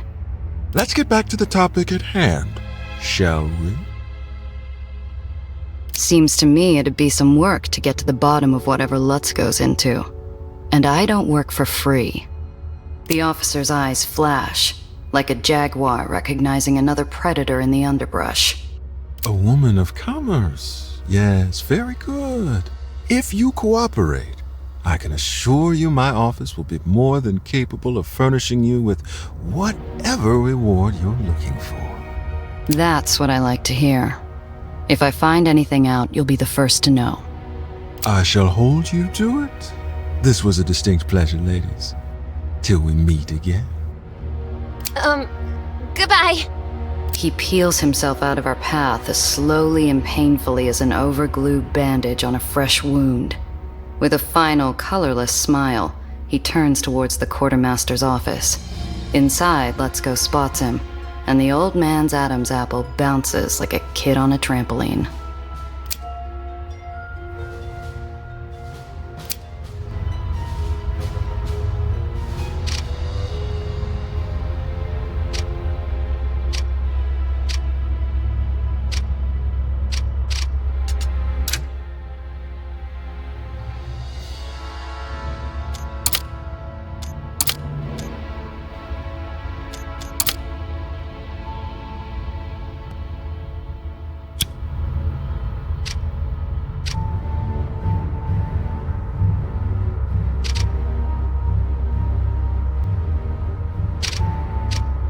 I don't think I like that Officer Pitt very much. That's only because you've got working eyes and ears. Stay away from him, all right? You don't have to tell me twice. Still, seems to me we've got options. We do? Well, whether we play it the quartermaster's way or throw him under Pitt's repulsors, you and I still come out with the parts for Alexander and Maria. I see. But what'll happen to the scrapyard if the quartermaster's arrested by White Street Intelligence? You never know. Let's Go seems all right, but he's not exactly running a tight ship here. With someone like Pitt in charge, the Aetherians might get more reliable supplies. But then the restrictions imposed on them may get even worse. Boy, there aren't any easy answers in the lowers, are there? You catch on fast for an academic. Do you understand what the old man's asking us to do? Well, sure. Head down the beanstalk, find the parts we need, and ask this King Scrapper to respect the Quartermaster's territory, right? Ask? No. We won't be asking. I pat my sidearm, and the color drains from her face. Wait, I know this is a rough neighborhood, but surely, can't we reason with him? You don't know the boroughs like I do, kid. Down there, you don't become a scrapper unless you got no other choice. And if this one is edging into White Street turf, then he's really desperate. But we can't just... If he gives me a chance to say hello before he starts shooting, we'll give him a fair shake, okay? But I can't promise anything. This is the job. This... Isn't the Heights, yes, right, I know. This all just takes some getting used to, you know?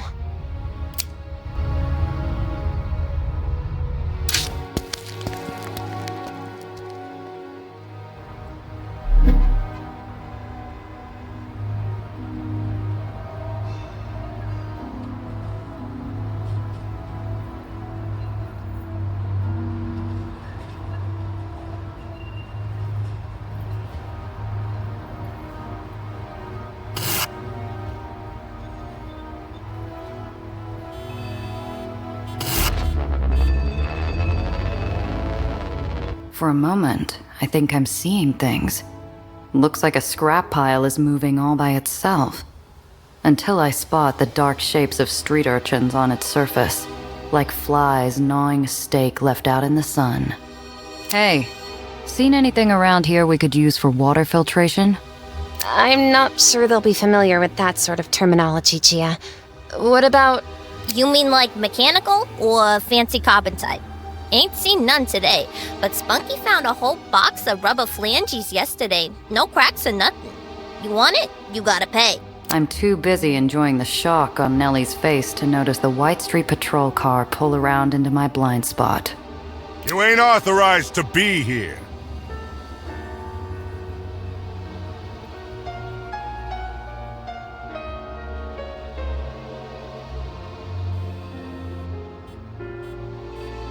I'm here on official business. Quartermaster's orders. And we're supposed to just take your word on that. If you want to take care of the scrappers for me, I won't complain.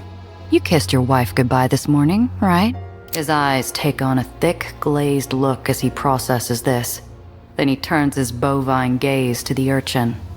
Give her what she wants. Oh, what? This is our scrap. She gotta pay. Now, you little puke. And not another peep out of you. The guard watches as the kid spitefully hands me the part and turns to spit on the ground. I give them both a wink as we drive off.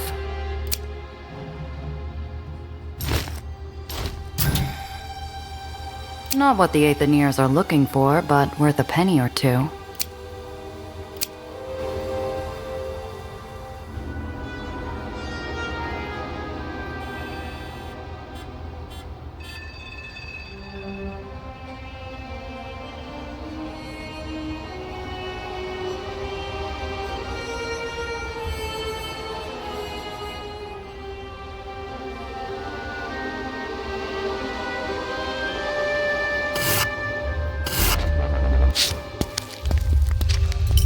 We can repair our vehicle here or buy some parts.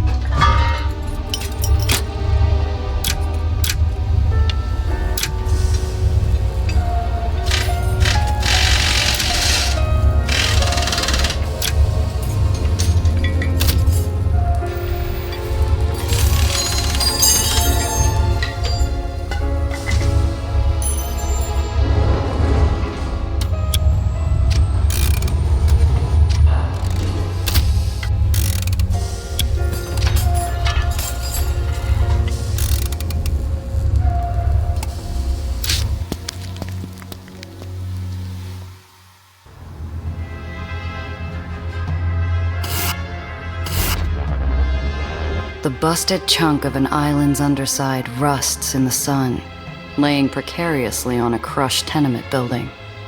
Oh, this is perfect! See that?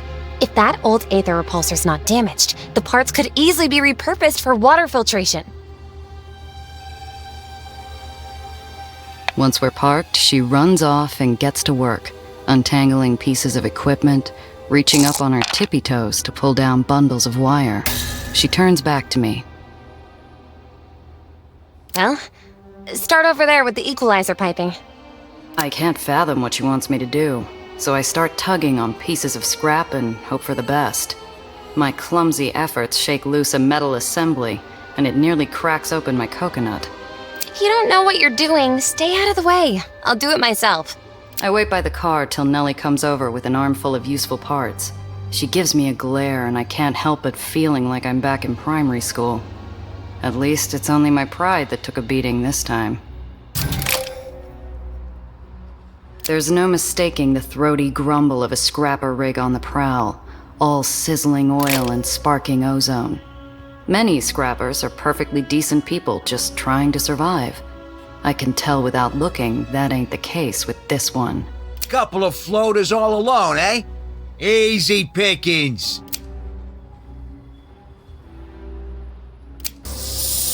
Hey, we staked our claim on this scrap.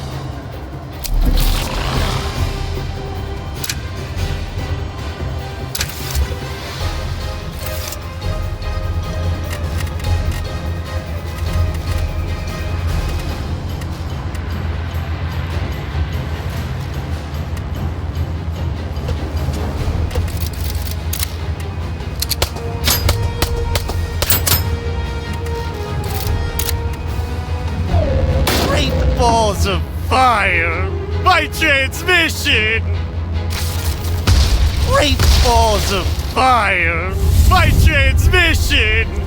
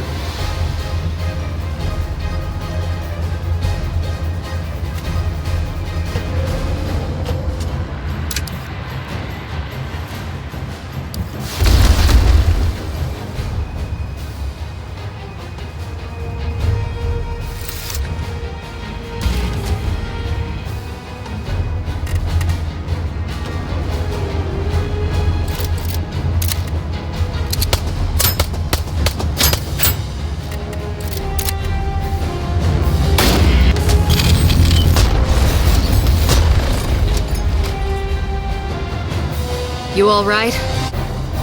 Yes, I'm okay. Thank you.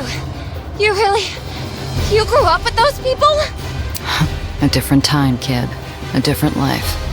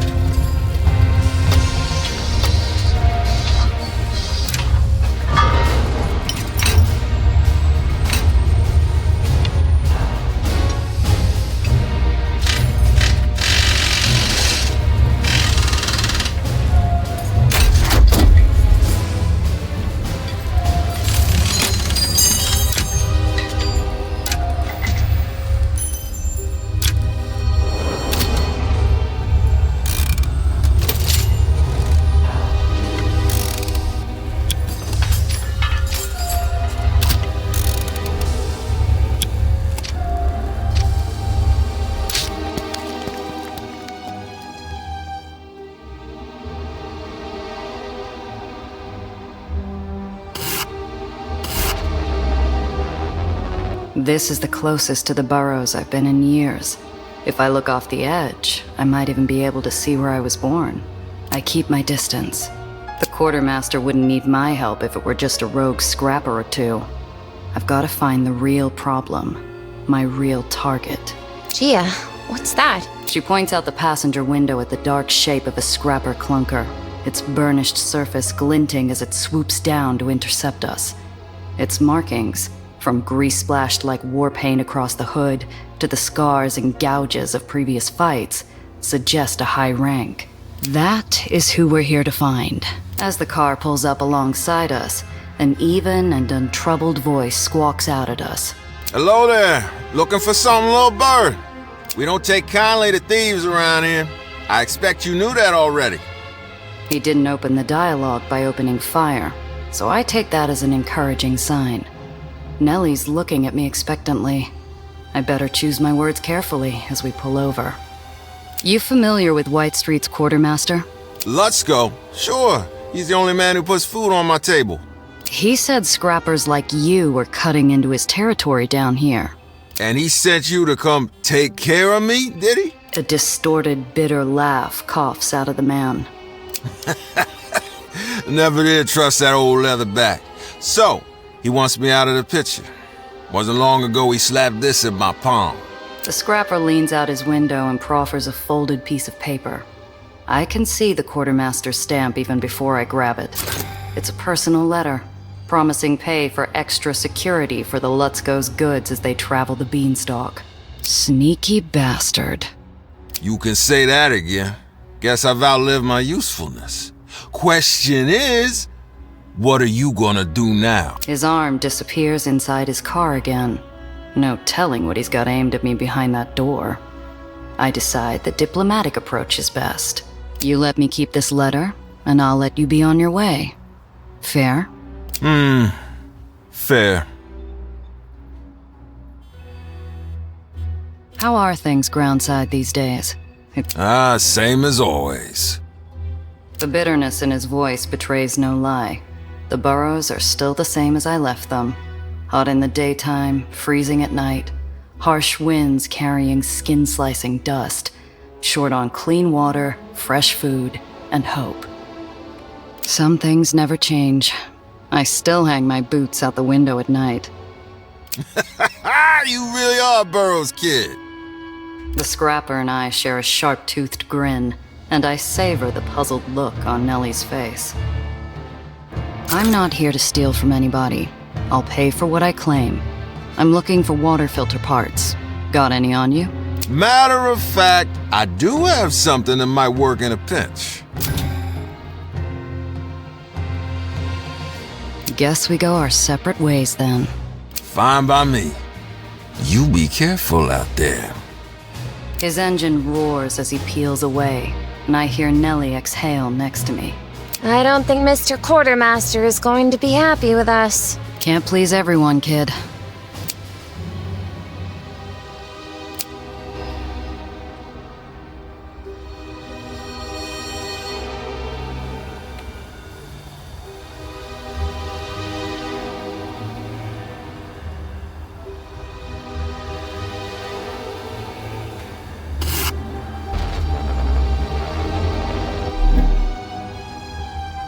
Intelligence officers swarm every path out of the scrapyard, their black uniforms dotting the landscape like spots on a coal-black Dalmatian. There's so many, Gia! There's no getting through that without staining that dress of yours. We'll have to go back to Pitt if we want out of here alive. When we pull up to the quartermaster's office, there's a troop of secret police attending Lutzko and Pitt inside. Neither one looks pleased to be sharing the same air with the other. I suppose this is what they call the moment of truth? You suppose right. How do you want to play it? She looks surprised, as though she didn't expect me to source an opinion. You want to learn how things work in the lowers, Doctor? There's the tough choice and the tougher choice. So choose. Well, as I said, I'm not exactly well-versed in White Street military politics, and I've only gathered minimal data on the relevant parties so far. There are other considerations, too, like... No, you're overthinking it. What does your gut tell you? It tells me we should help the quartermaster, even if times are tough for Alexander and Maria. I can't see them improving if that pitman takes control here. She's not wrong. But she doesn't know the kind of suffering a man like Lutzko can cause, even if he means well. She's never lived a life where you can happily choose a pit, knowing at least there'll be food on your table. No easy way out. There never is. I open the door to the office, and the Whitecaps look up expectantly. Ladies, you're back. I was just... Ah, the Randazzo sisters. How very good to see you again.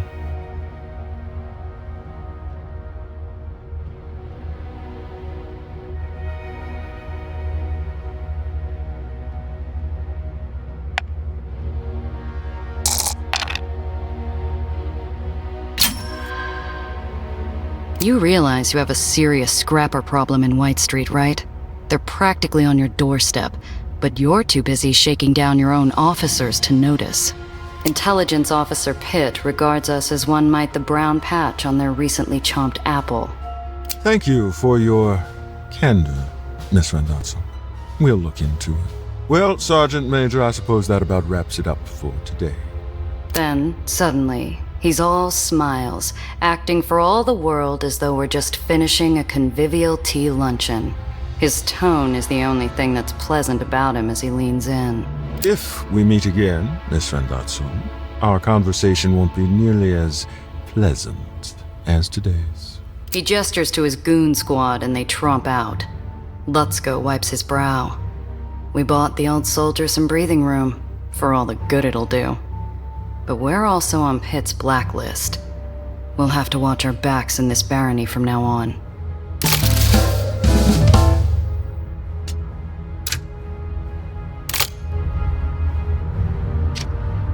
Once Pitt and his pal are gone, Lutzko shuffles towards me and Nellie. He's wringing his hands like a chicken's neck. I don't know what to say. You ladies saved my skin today. Oh, it was our pleasure, sir. The kid's sincerity flatters him, and some color comes back into his cheeks. I lean into his space, interrupting his growing self-confidence.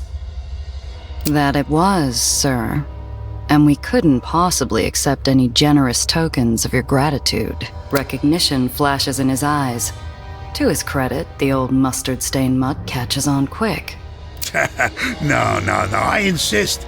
Listen, you ever need anything, you just let your old quartermaster know.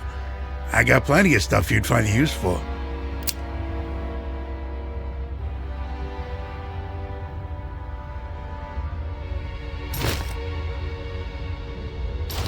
Oh, and that, thing I asked you to look into? Couldn't find that problem of yours. That's too bad. Right. And just for the record, people aren't trash just because they were born on solid ground. Well, like I said, busy day. Thanks again, ladies. White Street's scrapyard monarch scurries away with all the decorum of a chastised court jester. In a moment, it's just me and Nellie, and the wide expanse of White Street.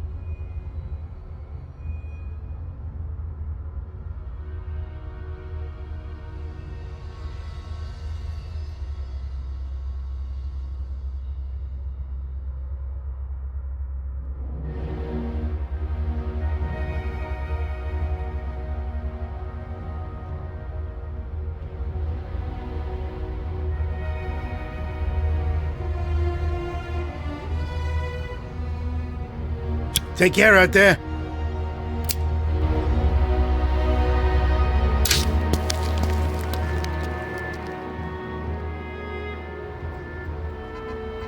I'm running with too much heat, and with a fever like this, I can't risk spreading it to Alex and Maria.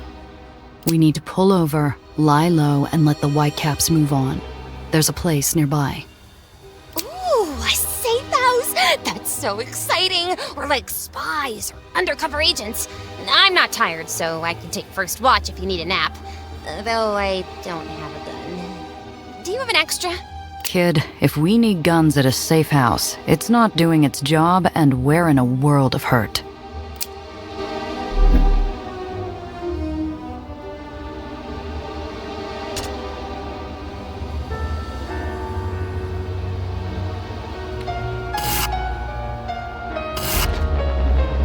You read my mind, kid. It's a grubby ground floor room in an abandoned tenement. The building's ghosts peer out at us from the woodwork. I see Nellie dodge a shattered light fixture, tiptoeing around the glass shards. This is the place? You were expecting the Ritz? It's quiet, kid. That's what counts. The minutes bleed together as the lights outside trace an arc across the floor.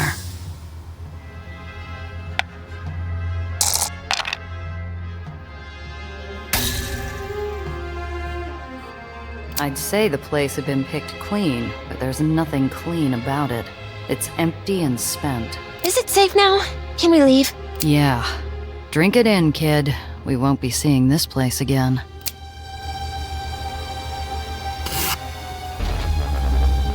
The checkpoint's still abuzz with angry White Street wasps, their stingers twitching in search of some flesh. Traffic grinds to a stop. Soldiers and intelligence officers are casing each car for contraband.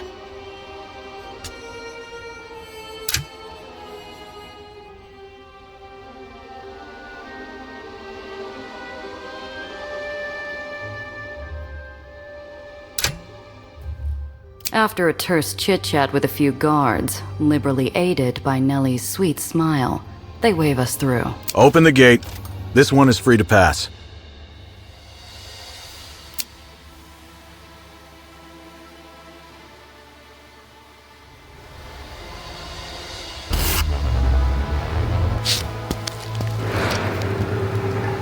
Somehow, the place looks even rougher than it did only a few hours ago.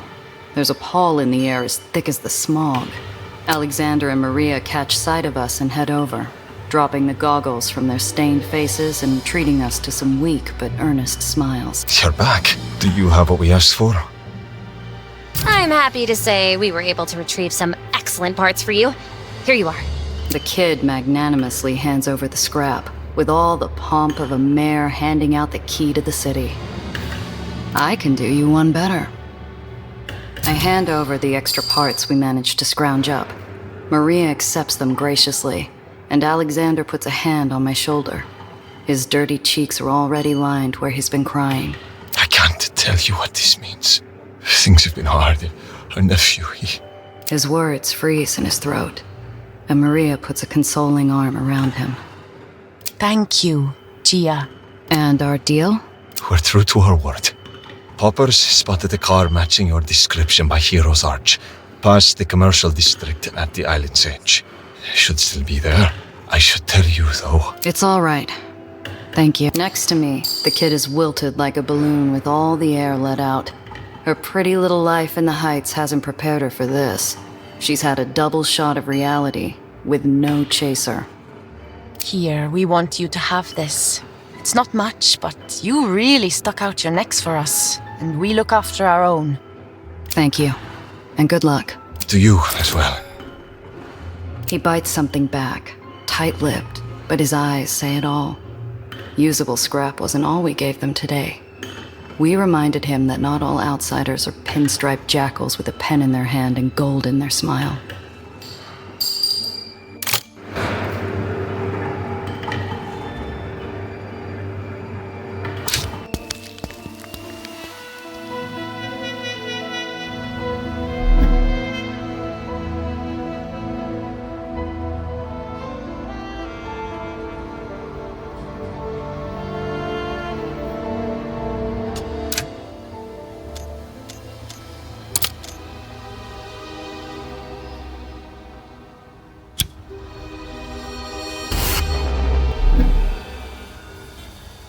I'm doing well, keeping a low profile.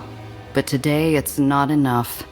A White Street guard flags me down and flashes his lights. I pull over and a young, self-important whitecap approaches my window. What seems to be the problem, officer? Don't play coy, miss. I just saw you toss something out of your vehicle. Was that a cigarette butt? Contraband? He hooks a thumb through the belt loop of his trousers, smug as a schoolyard bully. You'll have to pay the fine on this here ticket or we'll have a problem.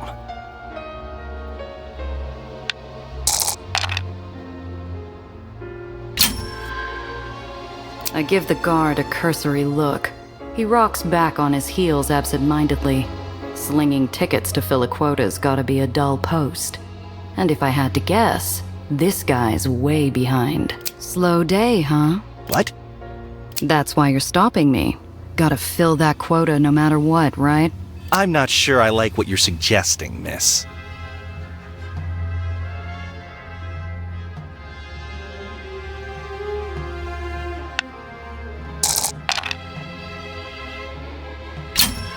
I flash the officer an easy smile and give him a small shrug in response. I get you've got a quota, and I don't envy you for it. Bet General Eli doesn't appreciate how hard it is to hand those out when it gets quiet out here, huh? His tough guy act melts in an instant, faster than ice on hot pavement. Actually, never mind. You're pretty sharp, and you're not wrong. Take it from me, pal. There's still trouble out there if you're looking for it. But all the same, I'd appreciate not paying a fine for trouble I wasn't in. That's plenty fair. Sorry about the stop, miss. No harm done. The officer jogs back to his cruiser with his tail between his legs. Looks like I'm free to go.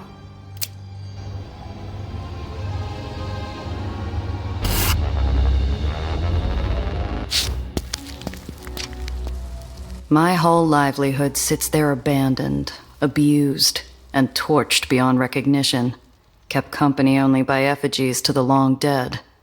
The smell of my burnt future still lingers in the cold air. Oh, Gia, your car! I'm so sorry. This is all my fault. The vandal who took my car apart was more butcher than surgeon, ripping out the hidden compartments and leaving a gaping hole where Nellie's briefcase had been stored. Kid.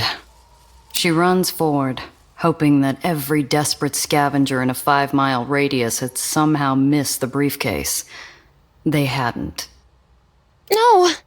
I suddenly feel like I'm outside my own body, looking down from above at this odd, tawdry sight. A scientist and a smuggler, hunched over the gutted corpse of a flashy import roadster. Ain't a comic panel been printed with a scene as strange as this. I nudge Nellie, motioning for her to follow me towards the edge of the island overlooking the lowers.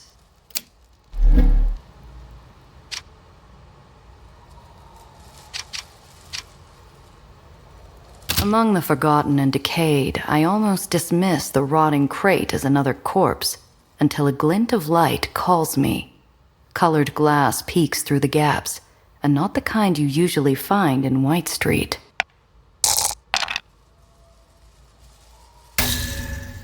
I lift the crate. Waterlogged wood and molding straw fills my lungs.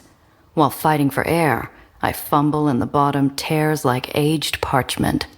In one careless gesture, I lose an easy payday as several bottles of whiskey ground themselves against concrete.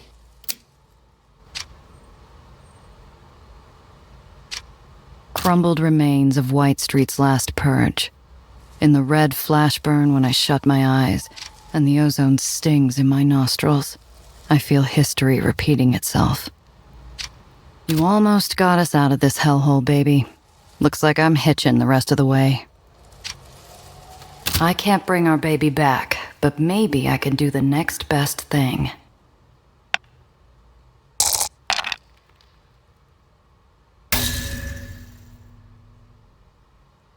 I dig through dirt and ashes and grease. The metal's gone cold and the cavity's gutted. I don't need a fading wheeze or a silent pulse to know when to give up. It doesn't make the growing hole in my chest feel any smaller.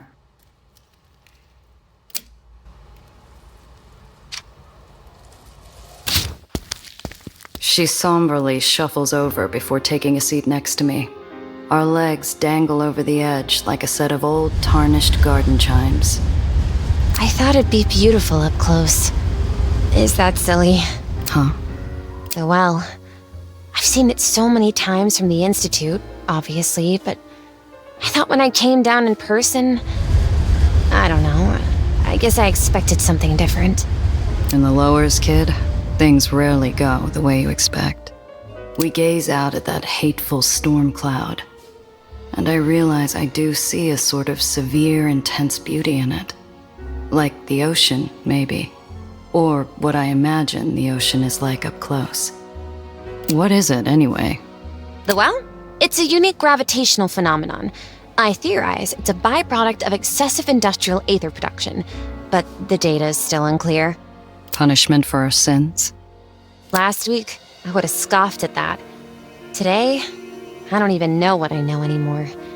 Look, you can't carry the world on your shoulders, kid.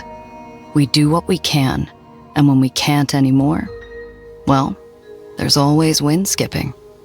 She turns to me, confused. I reach into a deep coat pocket and pull out a handful of flat stone shards, eyeing them for the proper shape and size. My Zio taught me, when days were bad or boring or too hot or too cold or too anything, we'd throw stones together. The trick is to time it with the updraft. Watch this.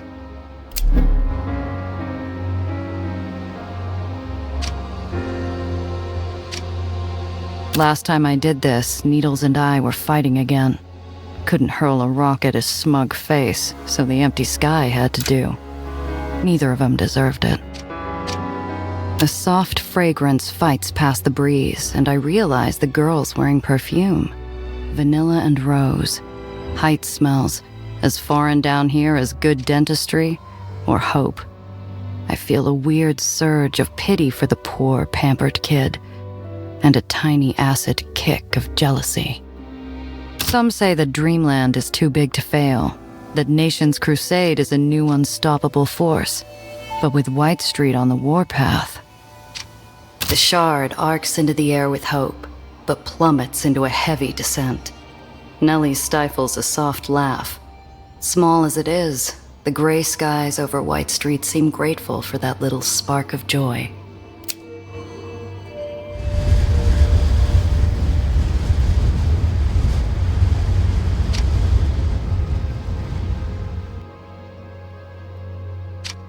The shard plummets again. I'll run out of things to skip at this rate. Gotta wait for the gust of wind.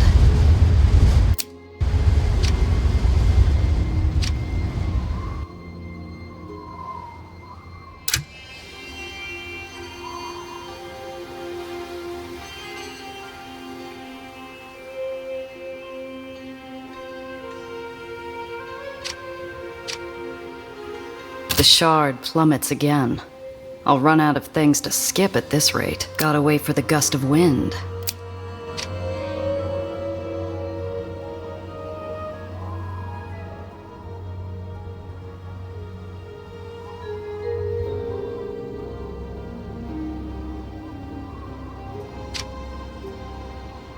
The shard catches the wind and flies into the sky. Nellie takes a few stones from my hand, giving them a clinical eye. She winds back for a throw, but hesitates, glancing over at me. I mime a proper throw, flicking my wrist so she can copy me. She follows my lead, practicing a few times before tossing it into the draft. It ain't much of a throw, but I have to hand it to the kid. She times it perfectly, and that stone flies better than any bird. Well, what do you know? I do feel a bit better. See? Nice throw, kid. Thanks! Not that difficult, once you factor in mass times force, accounting for the wind, of course. All right, easy there. You ain't pitching for the metromaniacs just yet. We sit in silence a little longer before the wind begs me to say something. What's so special about that briefcase of yours? Oh, I've been tracking the growth patterns of the well for some time. Recently, the etheric charge in the storm band spiked, building in both intensity and atmospheric disturbance.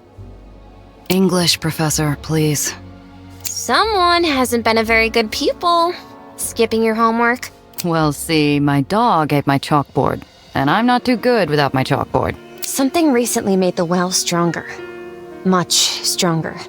If I can stop that, I might be able to stop the well from consuming the lowers altogether. You're serious, aren't you? You really think you can fix it? Yes, but without my notes, I'll have to start again, collect some more data. I remember most of the model, but recreating some of the theorems will take time. Well, that settles it. We're not done yet, kid. Those notes of yours, pretty sure they were taken. And I'm not going to soil my reputation by losing a client's property. We just need to fix up our clunker to find them. Oh, you mean it, Gia? That's wonderful news. Thank you, but we need something better than clunker. She's going to help us save the lowers. She needs a real name. She does look like a block of cheese. Or a sponge. A honeycomb, maybe? I can see her gears spinning up again, and I decide to let her run. We could both use the distraction. There was this minor character in Pirates. Not a great comic, but he drove a beat-up car called the Zapper. It always arrived late, but no one could stop it when it showed up. The Zapper! That makes us comic book heroes. Am I the sidekick? Or maybe you're my sidekick.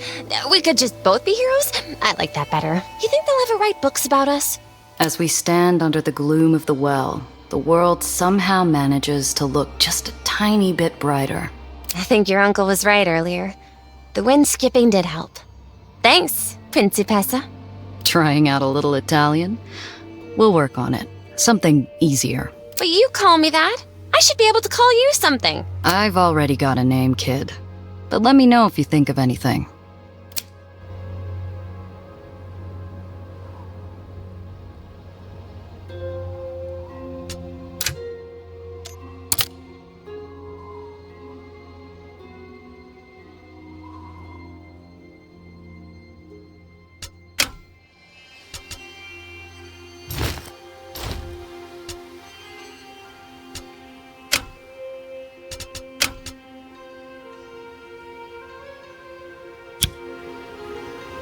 Let's head home, kid.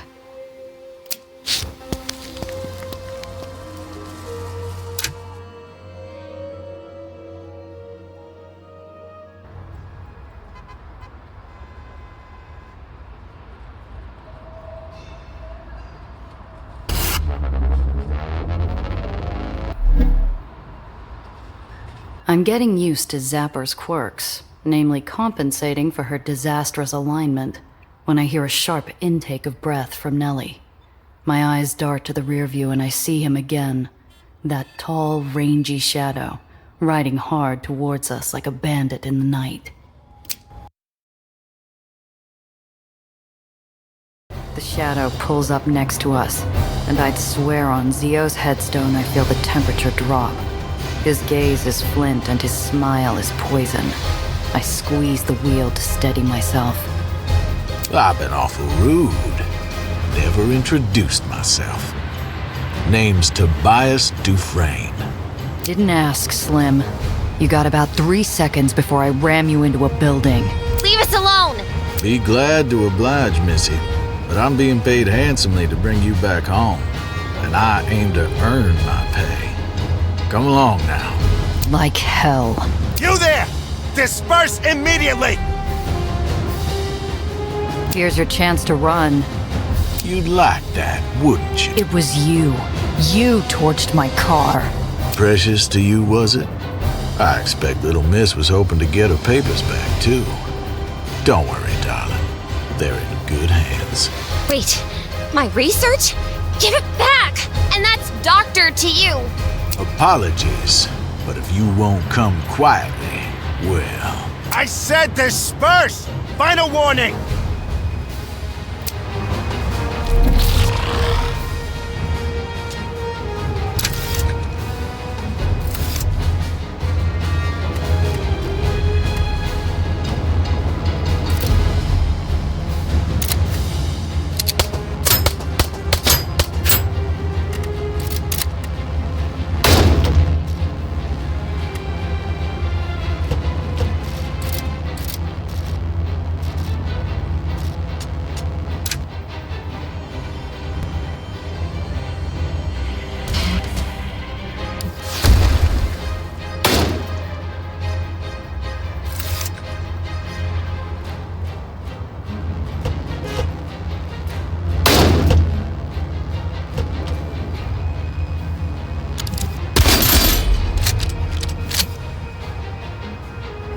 bruising for a bruising.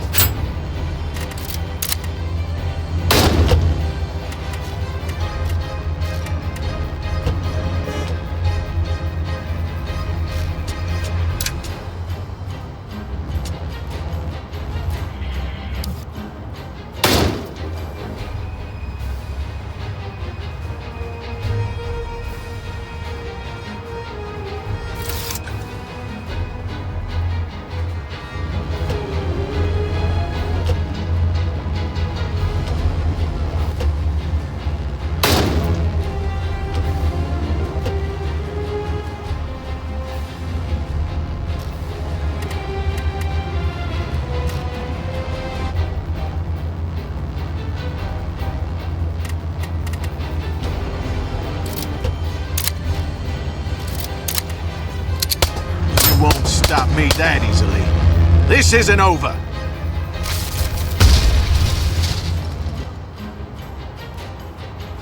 That's it.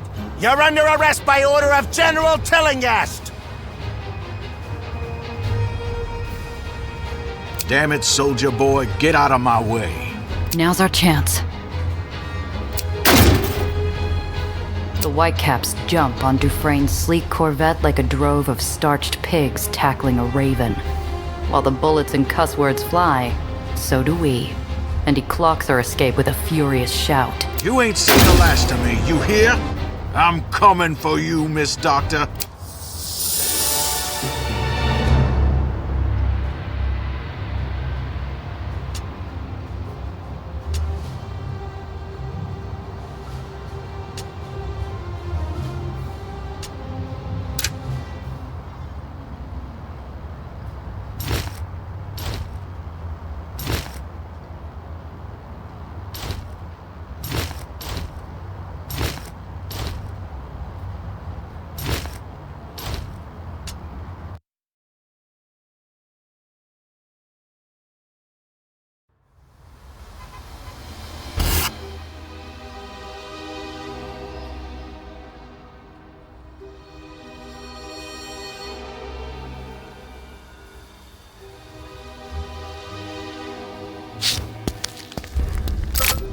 I better let Cress know what happened to the Chimera.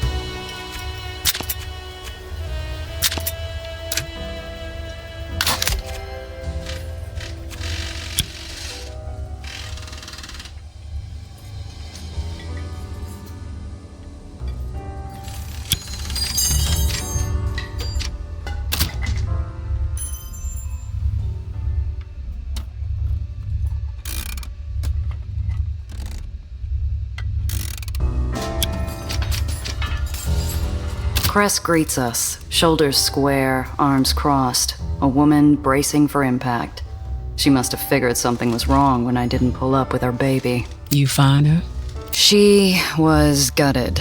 Nothing left to salvage. Expecting the hit doesn't make it hurt any less. Her shoulders fall. It was awful. Ugh, she was an incredible machine. I've been in Heights cars with brace stablers that weren't as well optimized. Is this that ray of sunshine that's been following you around? Yes, hello. I'm Nellie. It's a pleasure to finally meet you. I've heard so much about you. All good things, of course. Oh, so Gia's been lying. But Gia didn't say you were a mechanic. I thought Lowers Islands didn't allow their Aetherians to work on the surface. Or is that how it works in the hull? The kid stepping into a minefield. Cress talks as much about her personal life as she talks Bavarian politics. Sorry, I'm not breaking my back crawling the tunnels to keep you afloat. Oh, no, I'm sorry. I take it back. This is my first time in the Lowers, and I didn't expect to meet so many Aetherians. Don't you know? We breed like rats down here. The kid looks on like she's ready to start taking note. The hole's not like other islands. No free homes, no rats under contract. You need a generator looked at, you pay me like anyone else. Don't worry, I won't be a bother. I'm certain I can find my way around a generator. Oh, but I hope it won't be any trouble to ask about the output capacity. I can pay you a consultation fee once I have the funds. Unless you accept coffee. Stick around a month. I'll think about it. And I take cash. Cress is playing it softer than I expected with the kid. The first day I walked in here, I was lucky to get away with my jaw intact. So, the Chimera's gone. Looks like you're stuck with that bucket of bolts. Zephyr is not a bucket of bolts. She's a ride for heroes. All she needs is something to maximize her acceleration output. You named her. You gonna get attached to every lost cause you come across now? If they're gonna call us pirates, might as well christen our little sloop to match, huh? Yeah. Anyway, all that hunk of yours really needs is a tune-up, a fresh set of repulsors, and restitching of the upholstery. At a minimum. And she's not the only one who needs to get back in real fighting shape, Cress. My rep's in the gutter, and I need cash. Okay. What exactly are you looking for?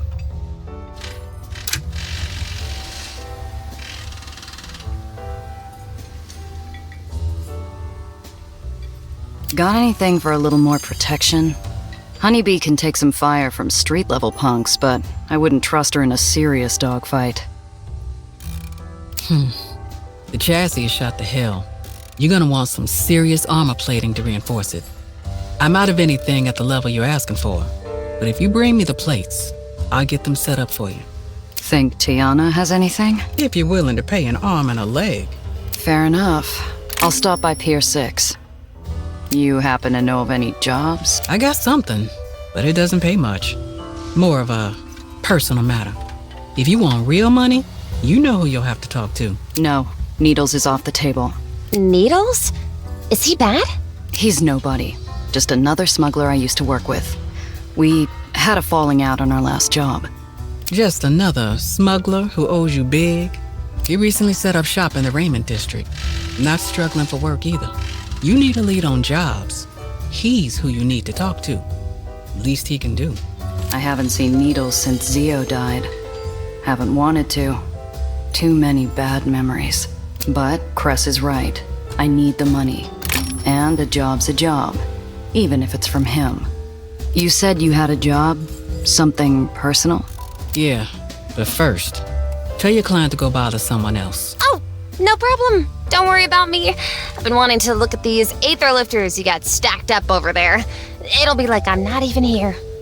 I heard about what you did for the Aether rats in White Street. Thanks.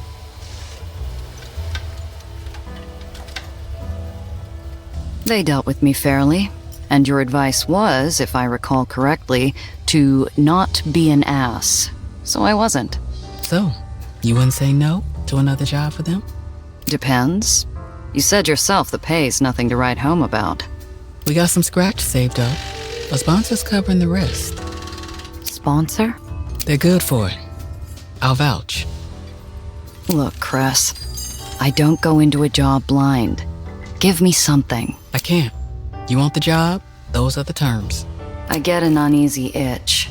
No client in my line of work is ever exactly forthcoming, but without a name or face, I got nothing to check my gut against. Nothing except Cress's word. Fortunate for both of us, that's enough. As long as it'll help build up my rep, I'm in. What's the job? I need a getaway driver. We're breaking rats out of the tomb. If Cress is trying to make a joke, it's a poor effort. No one escapes that upside-down prison. Not alive, anyway. At best, you get to enjoy 10 seconds of freedom before you give the Earth a goodbye kiss. Barons usually leave rats to the terriers. Why generally— He's a paranoid tyrant. He doesn't need a good reason to keep you in a cage. I just want to know what sort of people we're helping. Good people. There was a wasting outbreak in White Street. Rats thought it had something to do with the water shortage. Eli didn't like them talking, so he put them where no one could hear them. No one escapes the tomb, Cress. Maybe Eli shouldn't have locked up the same people who keep him afloat. My people have a way into the garbage system and the trash chutes that lead outside. And we're going to take out the trash. So, what's my part in this? I've seen you steer out of gravity slips like it's nothing. You're plenty capable of a pickup. It's a two-person job. I'll drive the barge there, but I need someone to keep unwanted eyes off us along the way. Who's this mysterious sponsor of yours? Gia. If I could tell you, I would. Don't push it. Come on. Anyone with the cash to spring a bunch of Aether convicts out of the tomb is blowing that money on diamond jewelry and nightclub tabs. You really want me to believe this is a charity case? I don't care what you believe. The money's good.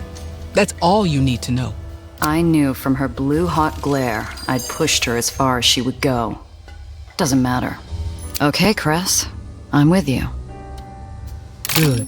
Only certain barges with military clearance are allowed near the tomb. I got one lined up. Let's meet there first. The tomb's crawling with whitecaps. They're not just going to let us drive up and make off with a bunch of convicts. That's where you come in. I need someone who can get physical when the time calls for it, or keep me from being seen. Like old times. We haven't done a job together since the carnival. Yeah, well, I've been busy, and let's make sure this job goes better. It took me weeks to get the smell of wet lion out of that car.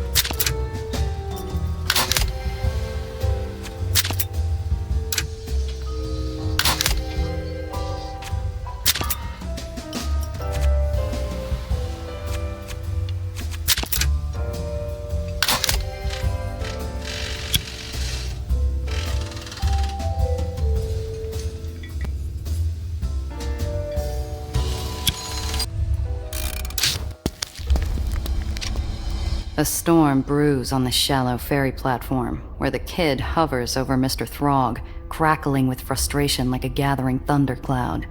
The old ferrymaster, like stone, resists the squall. Maybe I'm not articulating myself properly. You can hear me, can't you? Loud and clear, girl. Well, okay then.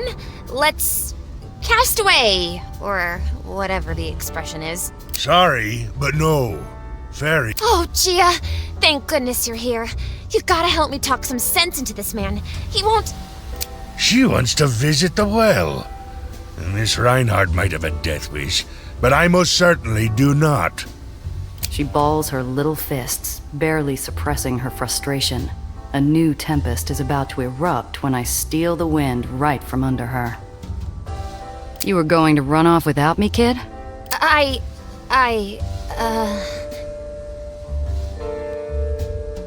What was your plan?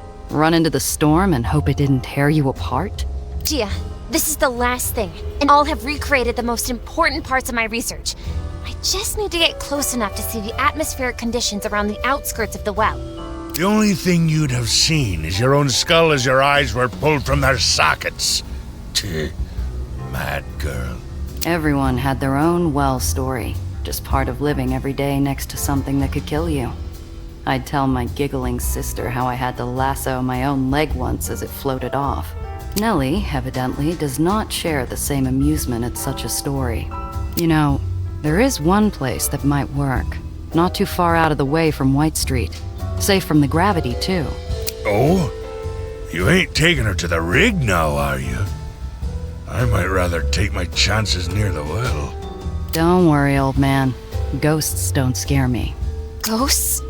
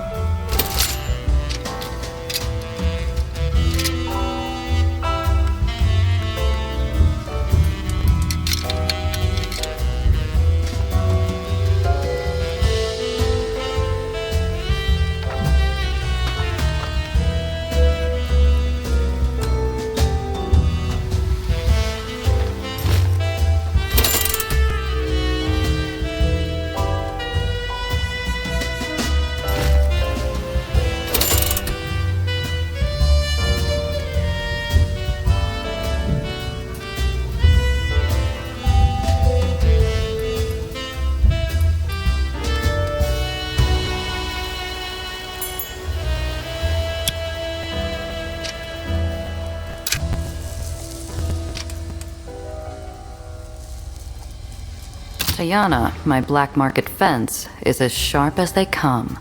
From the cut of her cashmere jacket to the razor line of her jaw, she can draw blood with a glance. When I walk in, she pulls the nib of her fountain pen away from an account ledger like an assassin retrieving a dagger, and honors me with an inscrutable smile. Tayana. Giovanna, how's business? Can't complain. That's a lie, I could, but I won't. This is why I like you Italians. Always with your heart on your sleeve. You know what? I like to think of us that way, which is why you're going to help me patch up my new car with some better defenses. Am I now? Well, I know you're dying to tell me what happened to that artist of yours. Might even stick around to do your braids, if you're nice. Oh, how tempting. But I think I'd rather if you owed me a favor. Uh-huh. What kind? The kind you're good at. Her long fingers reach into a hidden pocket and retrieve a photograph with a slip of paper, which she slides across the table to me. Her perfume follows. This is Saoirse Byrne, but don't call her that unless you want to lose an ear. To the lowers, she's Bangor. Nasty little thing from Northern Ireland. Leads a street gang called the Madrigals. A real charmer. You're to intercept a cargo train carrying crates of weapons through White Street. You will bring those weapons to Bangor, collect the money I'm owed, and I will be happy to source you some steel. This Bangor dame sounds like a real piece of work. Anything in particular I should know? She is a gangster and a thug. What else is there to know? I like to think we're a little more complex than that. Tiana's smile cuts me deeper than any snide remark ever would. I look like an arms dealer to you. What kind of weapons are they, anyway? You look, Giovanna, like someone I am paying to get this done. Don't worry about the weapons. Nothing you haven't seen before. How exactly am I supposed to catch this train and grab its cargo? You do not tell me how to conduct my business, and I do not tell you how to conduct yours. This is equitable, no? You figure it out. All I know is the rail runs along the left side of the road the whole route. Do with that what you will. Nothing makes a job more dangerous than going in blind. It can't be as cut and dry as she says. What aren't you telling me? Giovanna, the great castle libraries of Illyria could be filled with the things I don't tell you. Trust me. You want it that way. Yeah, all right. Excellent. Be sure to bring along that little scientist friend of yours. What? Why? Last thing I need is the kid slowing me down. Indulge me. And if I say no? Ha! Come. I need this done correctly. And you, Giovanna, need the money. Bring the girl. I like this about as much as a kick in the teeth. But in Pier 6, Tiana calls the shots. She meets my grimace with an infuriating smile. Fine. If it means that much to you. But my armor better be ready when I get back. Her eyes are lidded with shadow as she waves goodbye. I can't tell if it's meant to be mocking or affectionate. Probably both.